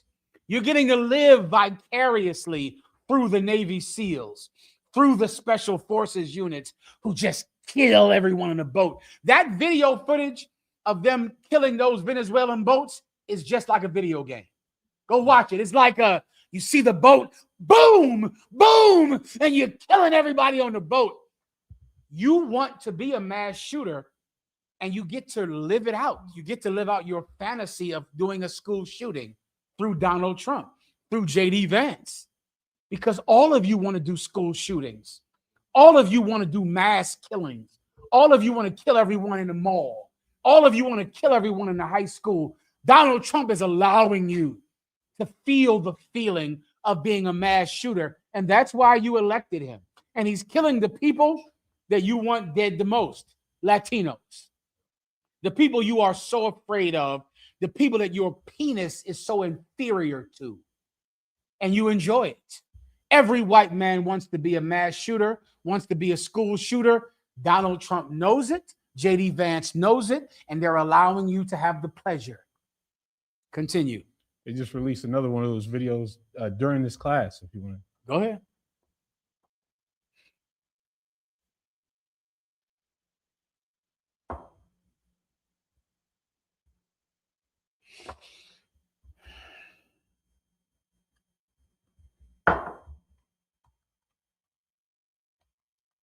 There's a clip of Senator Gallego from Arizona speaking on this. Please. Since these strikes are consistent with international law, do you agree with that? No, it's murder. It's very simple. If this president feels that they're doing something illegally, then he should be using the Coast Guard. If this is an act of war, then you use our military, and then you come and talk to us first. But this is murder. It's sanctioned murder that he is doing that. And it's very simple for someone like him to talk about killing people or doing something in the name of war. He's never actually served. He's never actually pulled a trigger. And it's very dangerous what he's doing, both to our international relations, to our friends down in South America, and to these men and women that have to make these calls for a president who has zero understanding about the responsibility someone has when it comes to having to make life and death decisions. It's disgusting what he's doing. Trump is a 3-time draft dodger. 3 times he dodged the Vietnam draft. Donald Trump has done nothing to China after China, according to him, sent the COVID-19 virus to America from a laboratory in Wuhan, China, which means they know the laboratory. They know where it is. They have not bombed that laboratory. They have not attacked that laboratory, because this is not about fighting a war. Donald Trump does not want to fight a war. Donald Trump wants to just murder people. If he attacks China, he'd be in a war with China. China would attack back. And China, the people from China are not Latinos. And they're not the threat that the Latinos are. He just wants to kill brown people. He just wants to kill the Latinos because the Latinos are the chosen people of God. Sons and daughters of God, hijos y hijas of God, de Dios. And he wants to kill them because that makes white people happy to do that. Anything else? There's Megyn Kelly. Do you kind of not only want to see them killed in the water, whether they're on the boat or in the water, but I'd really like to see them suffer. I would like Trump and Hegseth to make it last a long time so that they lose a limb and bleed out a little. Like, I'm really having a difficult time ginning up sympathy for these guys. This is white people. There's an inquisition coming. There's an inquisition coming for how you treated the less fortunate, for how you treated the poor people of this world. These people who are being murdered on these fishing boats have not been convicted of anything at all. They've not been taken to court. Even the ones who survived the attack, the Coast Guard could have come and picked those people up and questioned them and took them to court. Instead, the military killed them in the water. because they don't want to question them. You want me to tell you why? Because they're not drug dealers. That's why they killed their witnesses, because they're not drug dealers at all. They're people fishing. People who have to fish, because if they don't fish, they die. They have to go out in those waters. Can you imagine who would actually go out in those waters in Venezuela when they know the United States is killing everyone from the sky who has a boat in those waters? Drug dealers aren't doing it because drug dealers are bringing their drugs to America on a cargo ship. You think there's refrigerators in that shipping container? It's full of drugs. Those fishing boats are fishermen who have to do it because that's their only way to survive, is to fish. And Donald Trump is just committing an act of murder, and it's making white people happy because Megyn Kelly enjoys killing people. Megyn Kelly would be a mass shooter if Donald Trump didn't satisfy her lust. She would go into a mall and kill everyone in the mall, Megyn Kelly. She would go into a high school and kill everyone in that high school. That's what Megyn Kelly would do. But Donald Trump is satisfying her lust for murder every day. Continue. Sir, and this is what Trump said today. If it is found that survivors were actually killed while clinging onto that boat, should Secretary Hegseth, Admiral Bradley, or others be punished? I think you're going to find that this is war, that these people were killing our people by the millions, actually, if you look over a few years. I think last year we lost close to 300,000 people were killed. That's not mentioning all the families. Have you seen what happens with the families of not only the people killed, the people that are trying to get their son or their daughter off of this poison that they've been fed? I think you're going to find that there's a very receptive ear to doing exactly what they're doing, taking out those boats. There is. Very Did everyone hear that part? He said, I think you'll find there's a very receptive ear to doing what they're doing. Donald Trump knows white people. He knows you. He knows you love killing. He knows how to give you what you want. You love killing people. Megyn Kelly just said it. I want to see him suffer. I want to see him bleed out in the water. You white people are monsters, and you must be encaged. You must be imprisoned. You have to be put in check because you are all mass shooters, all of you. All of you. Even Megyn Kelly. Keep going and let me know when you're done. Come on, sir. That's all on that. So now I believe that answered my question. Here's my first question I needed to answer for you tonight. Of course, the Epstein files have not been released, right? No one knows who's on the Epstein list, even though Congress voted to release the Epstein files, right? Well, are they released? No, they're not released. And no one cares because Latinos are being barbecued in Venezuela because they're killing Latinos. And that is making everyone happy. Everyone is satisfied. Everyone feels like, I know what a mass shooter feels like. My president is letting me feel the feeling of a school shooter. I love it. Don't worry about the Epstein files. Why does the Epstein file distraction work? Because the Epstein file distraction is the murdering of Latinos, and the murdering of Latinos is more important than catching people who molest and harm children. That's why it works. And every time there's a story that comes out about the Epstein files, Donald Trump is going to hurt a Latino, hurt a black person, and then everyone will say we're satisfied with that. That's why the Epstein distraction works, because white people have an urge to be a school shooter, and Donald Trump satisfies that urge. Is there any more? Or do I need to get more on this topic, or do I need Puff Daddy? Last, sir, we got a couple other clips in between if you want. Let me hear what you got. Go ahead. Really crazy stuff that's happened in the past, like Joe Rogan. Like the Demean, Arkansas cocaine situation. I haven't heard of that. What is You that? didn't, know about the Barry Seals story? I did a movie about it with Tom Cruise. In fact, in the movie, Tom Cruise actually gets arrested for smuggling cocaine, and Bill Clinton gets him off. They call Bill Clinton. He gets arrested in Arkansas. They call Bill Clinton, and they have him dead to rights. And he's joking around with the cops, saying, "I'd like to buy you guys all Cadillacs and stuff like that." And they're like, "You're going to jail for the rest of your life." He goes, "No, she's going to get a phone call, and I'm going to walk right out of here."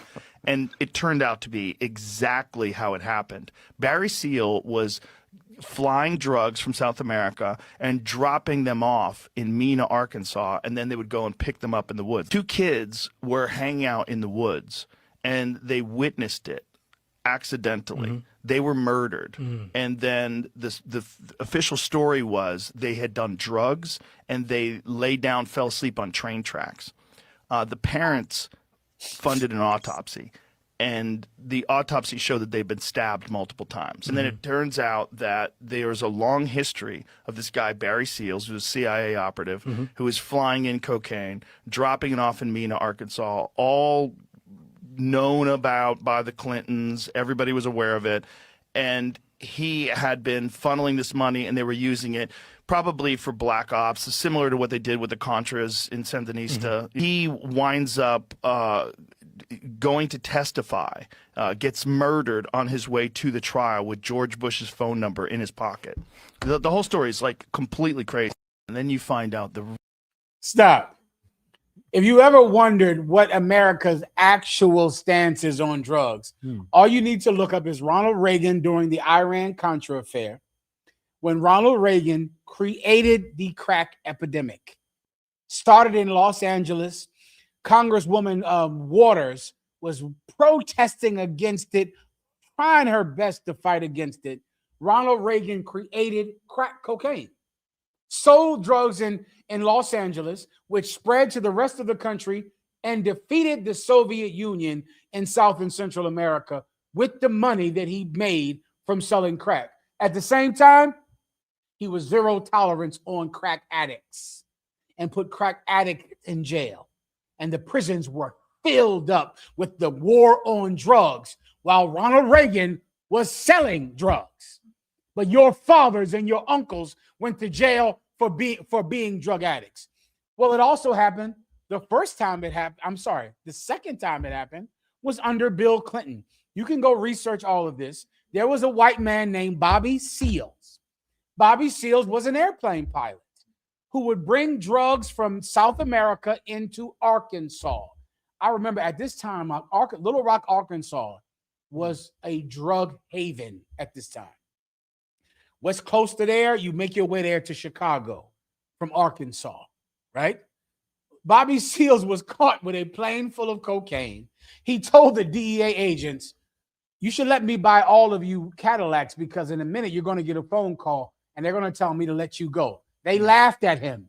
In a minute, they got a phone call telling him to let him go. And they released him. Bobby Seale. He was bringing drugs into Arkansas. 2 kids saw the drop-off. Those 2 kids were killed. They thought they were drug addicts that fell asleep on the train tracks until an independent organization autopsy saw that they were stabbed to death. Then Bobby Seals himself was killed. The reporter during Ronald Reagan's time was killed. I'm sorry, he committed suicide. My apologies. He committed suicide just like Epstein committed suicide. This is America's true stance on drugs. America sells drugs. They don't stop drugs. They sell them. I'm not making it. You can Google this. This was on Joe Rogan because you can type this into your phone and Google it. America is selling drugs. They're not stopping drugs. They're selling drugs. And by the way, America has never cared about the drug dealer unless the drug user is Latino and Black. America puts the addict in prison. America arrests the addict. America doesn't care about whoever is selling drugs because America is a partner with whoever is selling drugs. This entire thing about Venezuela is a distraction. It's not about stopping drugs. It is about getting your mind off of Epstein. And the only reason it works is because white people fantasize about being mass shooters and about killing people. And Donald Trump satisfies that desire. Is there anything else? Sir. Do I got time for Puff Daddy or no? Kind of. We also had the clip on the shooting last week, the National Guard. Oh, well, shooting last week. That was another one where this. Okay, what we need is a reporter. We need somebody to become a reporter in here. Who was that cat that said you can't keep all the laws? Simon. Simon. What would it take from Simon to start from tonight to becoming an intrepid reporter? What would it take? Man, he might have to go to school. He might have to get down here to NYU. I don't know what you got to do to become a reporter.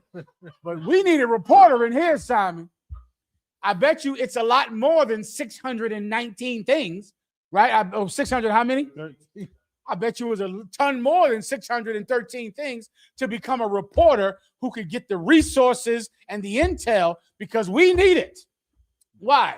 Because lo and behold, after Bobby Seale was bringing drugs in under the Clintons, after the Iran-Contras were selling drugs for Ronald Reagan, lo and behold, a person from Afghanistan comes and murders 2 soldiers in Washington, D.C. Come to find out he works for the CIA in Afghanistan. Come to find out this person who killed 2 National Guardsmen worked for the CIA in Afghanistan.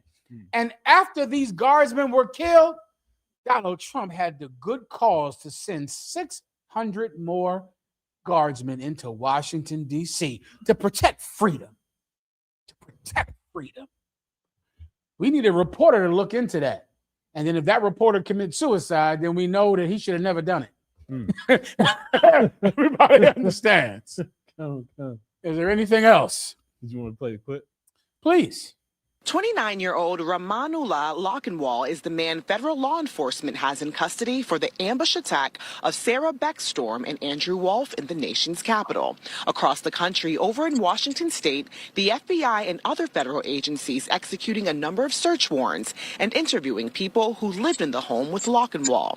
DHS Secretary Kristi Noem confirming that Lockenwall entered the country in September of 2021 during the Biden administration's Operation Allies Welcome, an effort supporting Afghan nationals who worked with the American military. There is confirmation now that the subject had a relationship in Afghanistan with partner forces. Sources tell Fox News that Lockenwall was part of a unit working in Kandahar in southern Afghanistan with the CIA. They were highly trusted by the CIA, and they accomplished missions. They acted as guides, they acted as interpreters, they acted as sometimes as combatants. And they helped the agency out in the OPs, the outposts, way out in lands that were kind of denied areas, that they were not under U.S. control, to counter the operations of the Taliban. Jack Tumarchio is the former Undersecretary of Homeland Security. Well.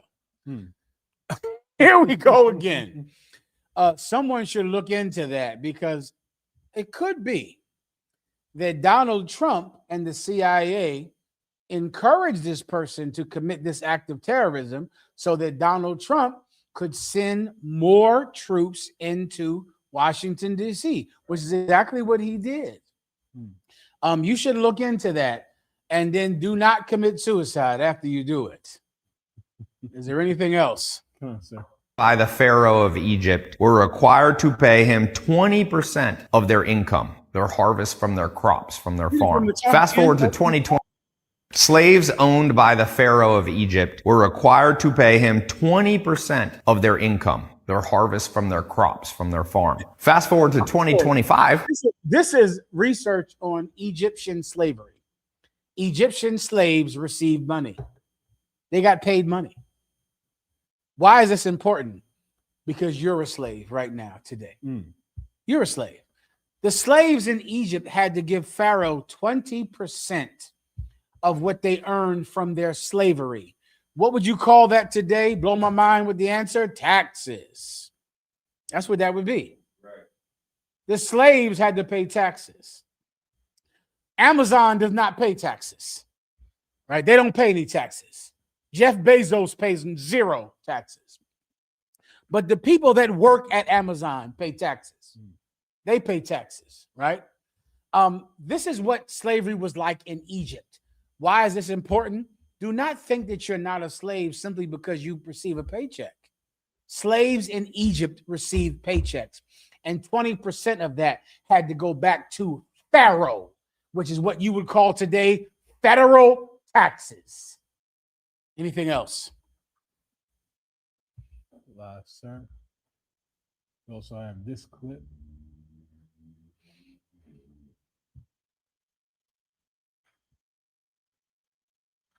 For Puff Daddy, I need the Christians have. Jeremiah 23 for time's sake. Tazari, grabbed it, please. Go ahead. Another misconception that a lot of Christians have is that Jesus wants everybody to get along. He did not say that. Jesus said, I came to not to bring peace, but to bring a sword, to divide mother against father, father against son. This is a white man. Next week, matter of fact, save this for next week. Okay. I'm going to show you how white Christianity now is angry at talking about Jesus. White Christians do not want you to bring up Jesus anymore because in their mind, the talk about Jesus is woke. It's too merciful. It's too kind. And they don't want any discussion of Jesus. Save that for next week. Okay. That goes into Schadenfreude. Keep going. Next topic. Next video. Diddy, sir. Let's go into Diddy real fast. Now, clap it up for P. Diddy. Oh, now you don't want to clap. You should listen. You damn sure was clapping in the 90s. Oh, you used to clap for P. Diddy. You know what you called us? Bums. That's what you called us. Why are y'all standing out in that street corner? Get a job. You said that we were not exceptional black men. That's what you said about us. Oh, but Puff Daddy, you loved Puff Daddy back in the day. You loved him. Here's the answer to this question. Everyone knows that Puff Daddy right now is a sexual deviant.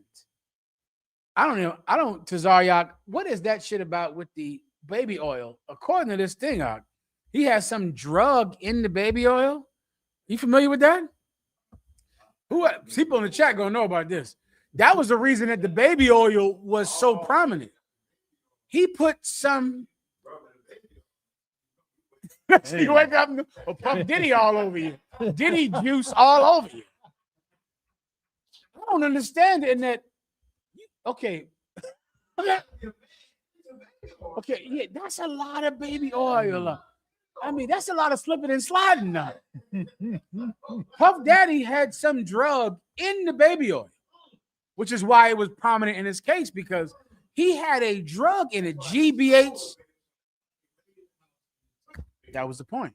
Because the documentary said he had GHB, some type of GH something in that baby oil. So when he would lather you down, flick all over your chest and body with that baby oil, you were high, which of course is a crime because you thought you would just get lathered down, but he was getting you high on the baby oil. Well, listen, Puff Daddy, now everyone knows he's a sexual deviant. Everyone knows he's evil. But I have a few questions for the chat room out there. This is for non-UPK people. Answer this quickly. Non-UPK people, get ready to type. Is Puff Daddy in a cult? Non-UPK people, type in quickly. If you're not in the UPK, did you ever say that Puff Daddy was in a cult? How about this? Is Puff Daddy racist? Type that in. Non-UPK people. What's the brother's name again? Simon, quickly. Did you ever say that Puff Daddy was in a cult, Simon? Did you ever call Puff Daddy racist, Simon? Simon, does Puff Daddy believe that all races can be saved? Does Puff Daddy believe that? Come on, Simon. I'll give you 5 seconds. Come on. Simon didn't answer, but Panthers fan 89 said ISUPK is a cult. Oh, he in a cult. Well, I knew that already, Panthers fan. But I'm asking you about Puff Daddy. is Puff Daddy in a cult? Panthers fan just illuminated my question. You see, we're in a cult. We're crazy. Puff Daddy is not. Puff Daddy is not in a cult. What's his name again? Simon? Panthers fan. Panthers fan. That's his name, Panthers fan? 89. All right. Panthers fan 89. The UPK, we're in a cult, but Puff Daddy is not in a cult. Does Puff Daddy believe that all races can be saved? Panthers fan 89. Does he believe that all races can be saved? Does he believe that God loves everybody? Panthers fan 89. 5 seconds. All of a sudden, he's slow to type. Oh, no. Oh, he said, He said, I know you don't. Oh, I know you know about me. I know that Panthers fan. But I'm asking you about Puff Daddy, Panthers fan. It seems like you don't want to answer that question. Shall I answer for you? Puff Daddy is not in a cult. Puff Daddy believes that all races can be saved. Puff Daddy gives all the credit to God at every award show, every last one. You know what, Puff Daddy? Who does Puff Daddy say you have to keep first? Panthers fan 89. You have to keep God first. Keep God first in all things. Puff Daddy wore a cross around his neck, not a shield like us. Puff Daddy didn't believe in, hold up, did Puff Daddy believe in polygamy or monogamy? Panthers fan 89. What did Puff Daddy believe in, Panthers fan 89? Puff Daddy believed in monogamy. That's what he believed in. Let me answer this question for you, Panthers fan 89. Puff Daddy was just like you, and that's why you didn't see his wickedness, for the same reason you don't see your own. You don't see yours. Puff Daddy, come on, Ephraim. He said Diddy didn't discriminate. Diddy did not discriminate. Panthers fan, give him a hand. You're right. Puff Daddy believed that all races can be saved. Puff Daddy believed in monogamy. Puff Daddy believed that Jesus Christ died for everyone. The reason that you loved Puff Daddy, regardless of his deviance, regardless of his sin, is because Puff Daddy acted just like a Christian preacher. That's the reason. Do I need proof? Do you have it? I think it's right there on the screen. Every breath you take, every move you make, Puff Daddy kept God first. Puff Daddy sung with a choir. Puff Daddy wore a giant Jesus piece and a giant cross. Puff Daddy kept God first in everything he did. Everything. Puff Daddy voted for Barack Obama and Hillary Clinton. He did it. Do you understand? You loved Puff Daddy for the same reason you hate Commandant General Yohana. You hate us. You think we're a cult, we're evil, we're racist, and you love Puff Daddy. Let me tell you something that the pimps have learned, the rappers have learned, the hustlers have learned, the liars have learned. If you act like a preacher, black people and Hispanics will love you. Just act like a preacher. Wear a cross. Back in the 90s, brother, when rappers started to wear crosses, it was a genius move. It was genius. When rappers begin to go on award shows, can I give you a rapper accepting an award? You want me to give it to you? First of all, I want to just thank God for the glory and give him the glory for giving me this award.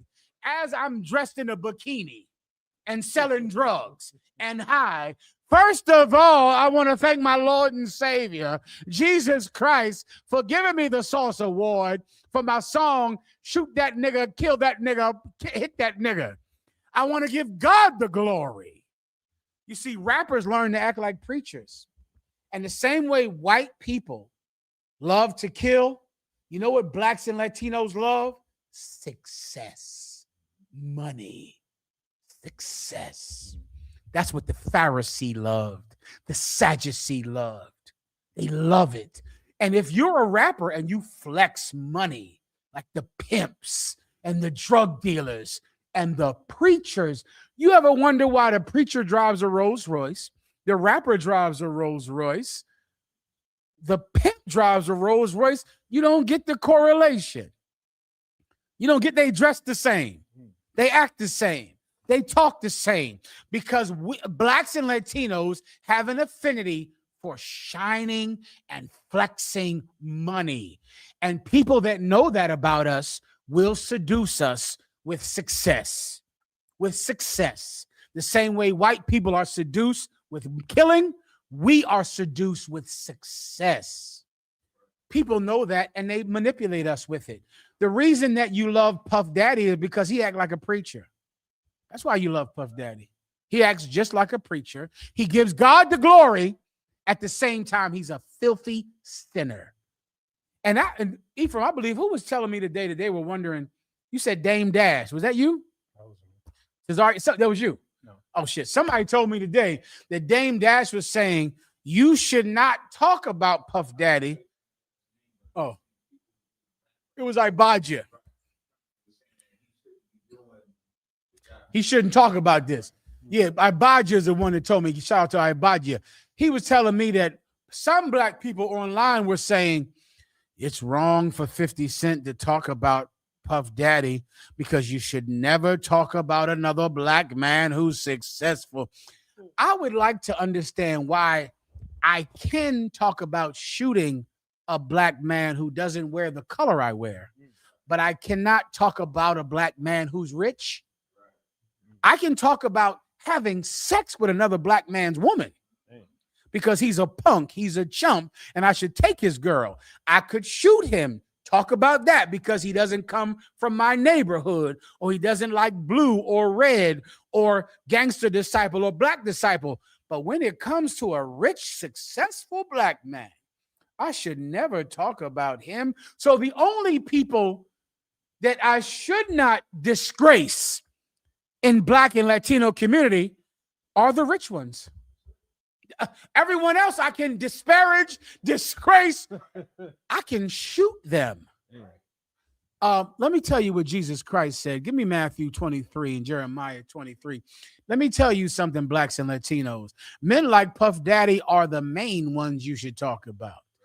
Puff Daddy is just too small to talk about. You should start talking about Creflo Dollar.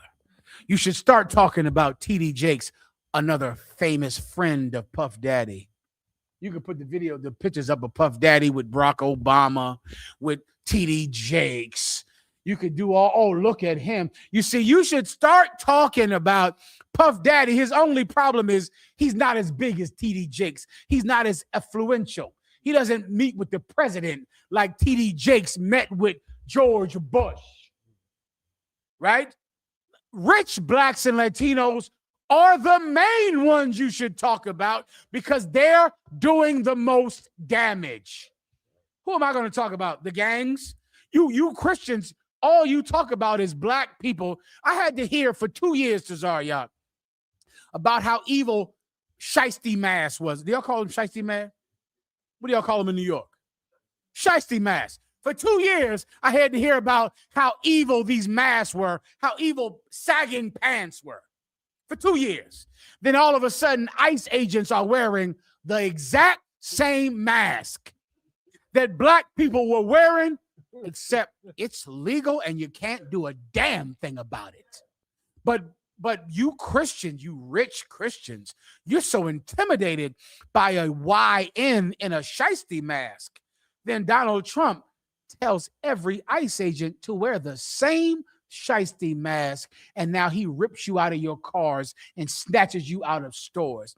You see, poor black people are the only black people that you're willing to talk about, but you're not willing to ever talk about rich black people. Rich black people are the ones you're supposed to denigrate. They're the ones you're supposed to disrespect. They're the ones you're supposed to bring down. Why? Because he that exalts himself must be abased. When you bring yourself up very high, you must be brought down very low. If you're wondering if you should bring down Puff Daddy, he's the main one you should bring down. you should probably stop bringing down poor brothers from the hood who are simply the victims of child molestation, the victims of poverty. You should probably give them a break. Give them some mercy. You might want to give less mercy to rich black men. Why do you give so much mercy to rich black men? Because in your heart, you just want to be just like them, don't you? You want to be a pimp, don't you? You want to be a preacher, don't you? You want to be Puff Daddy, which is why you don't disrespect him. Jesus Christ said this. What do you have at first? Please. This is book of Matthew, chapter 23, verse 12. And whosoever shall exalt himself. That's what Jesus Christ said. Whosoever shall exalt himself, he shall be abased. Give me your leaders, Matthew 23. Oh, please. Salakia, go ahead. You on to it.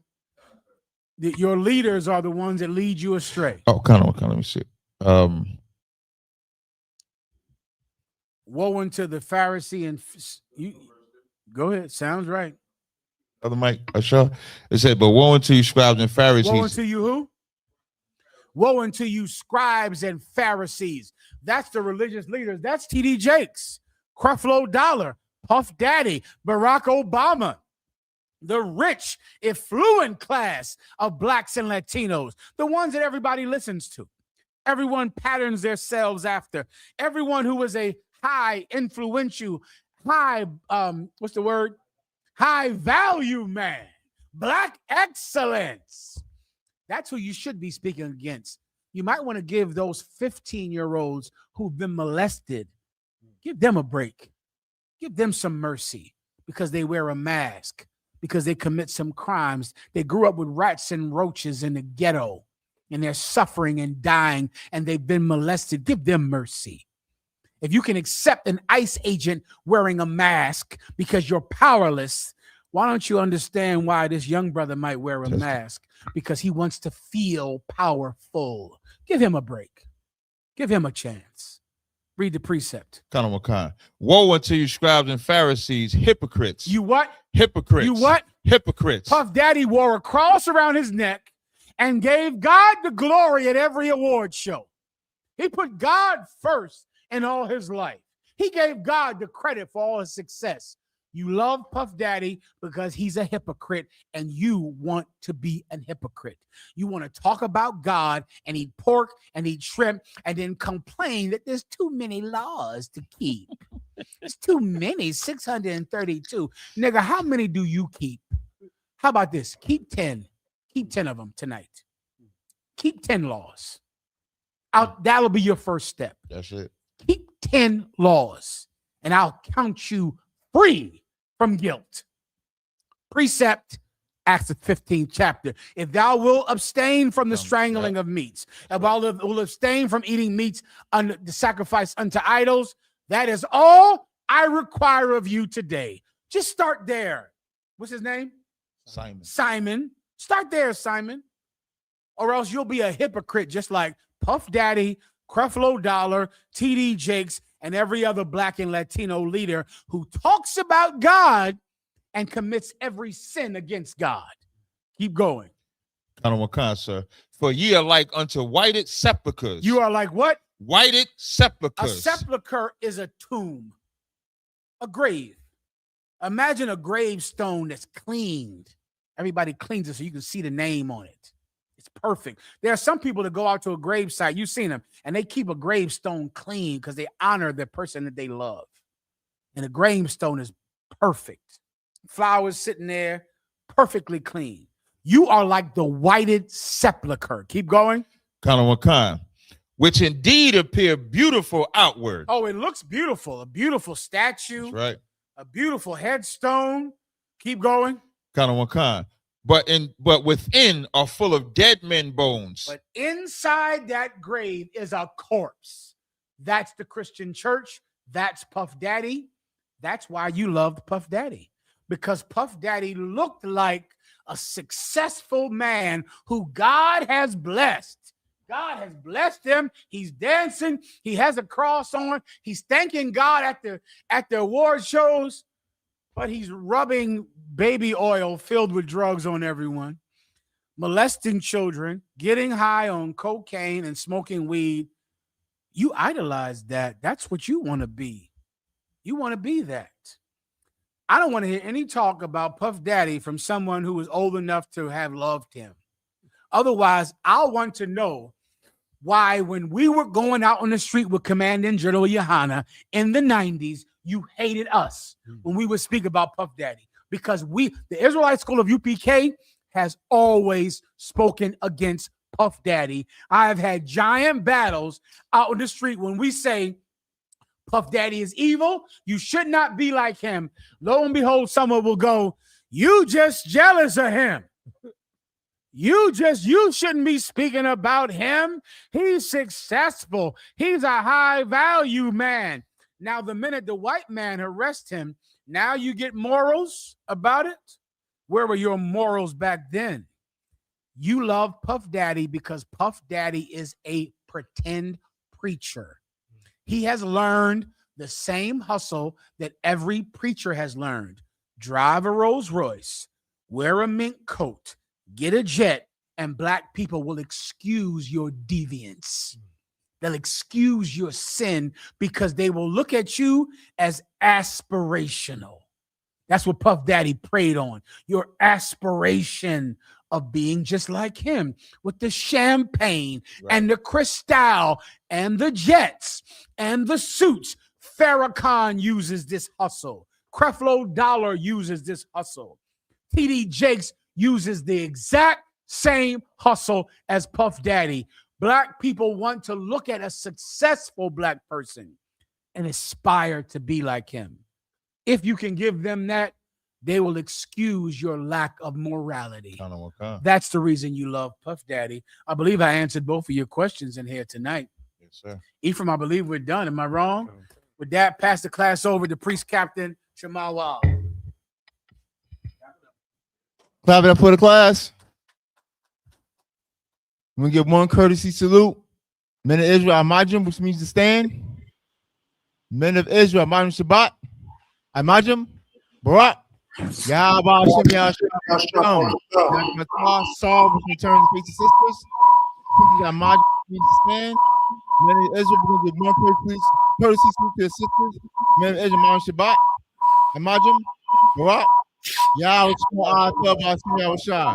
Yahweh, Shema, Al, Upland, Yahweh Shai. Yahweh Shai. Master Smith.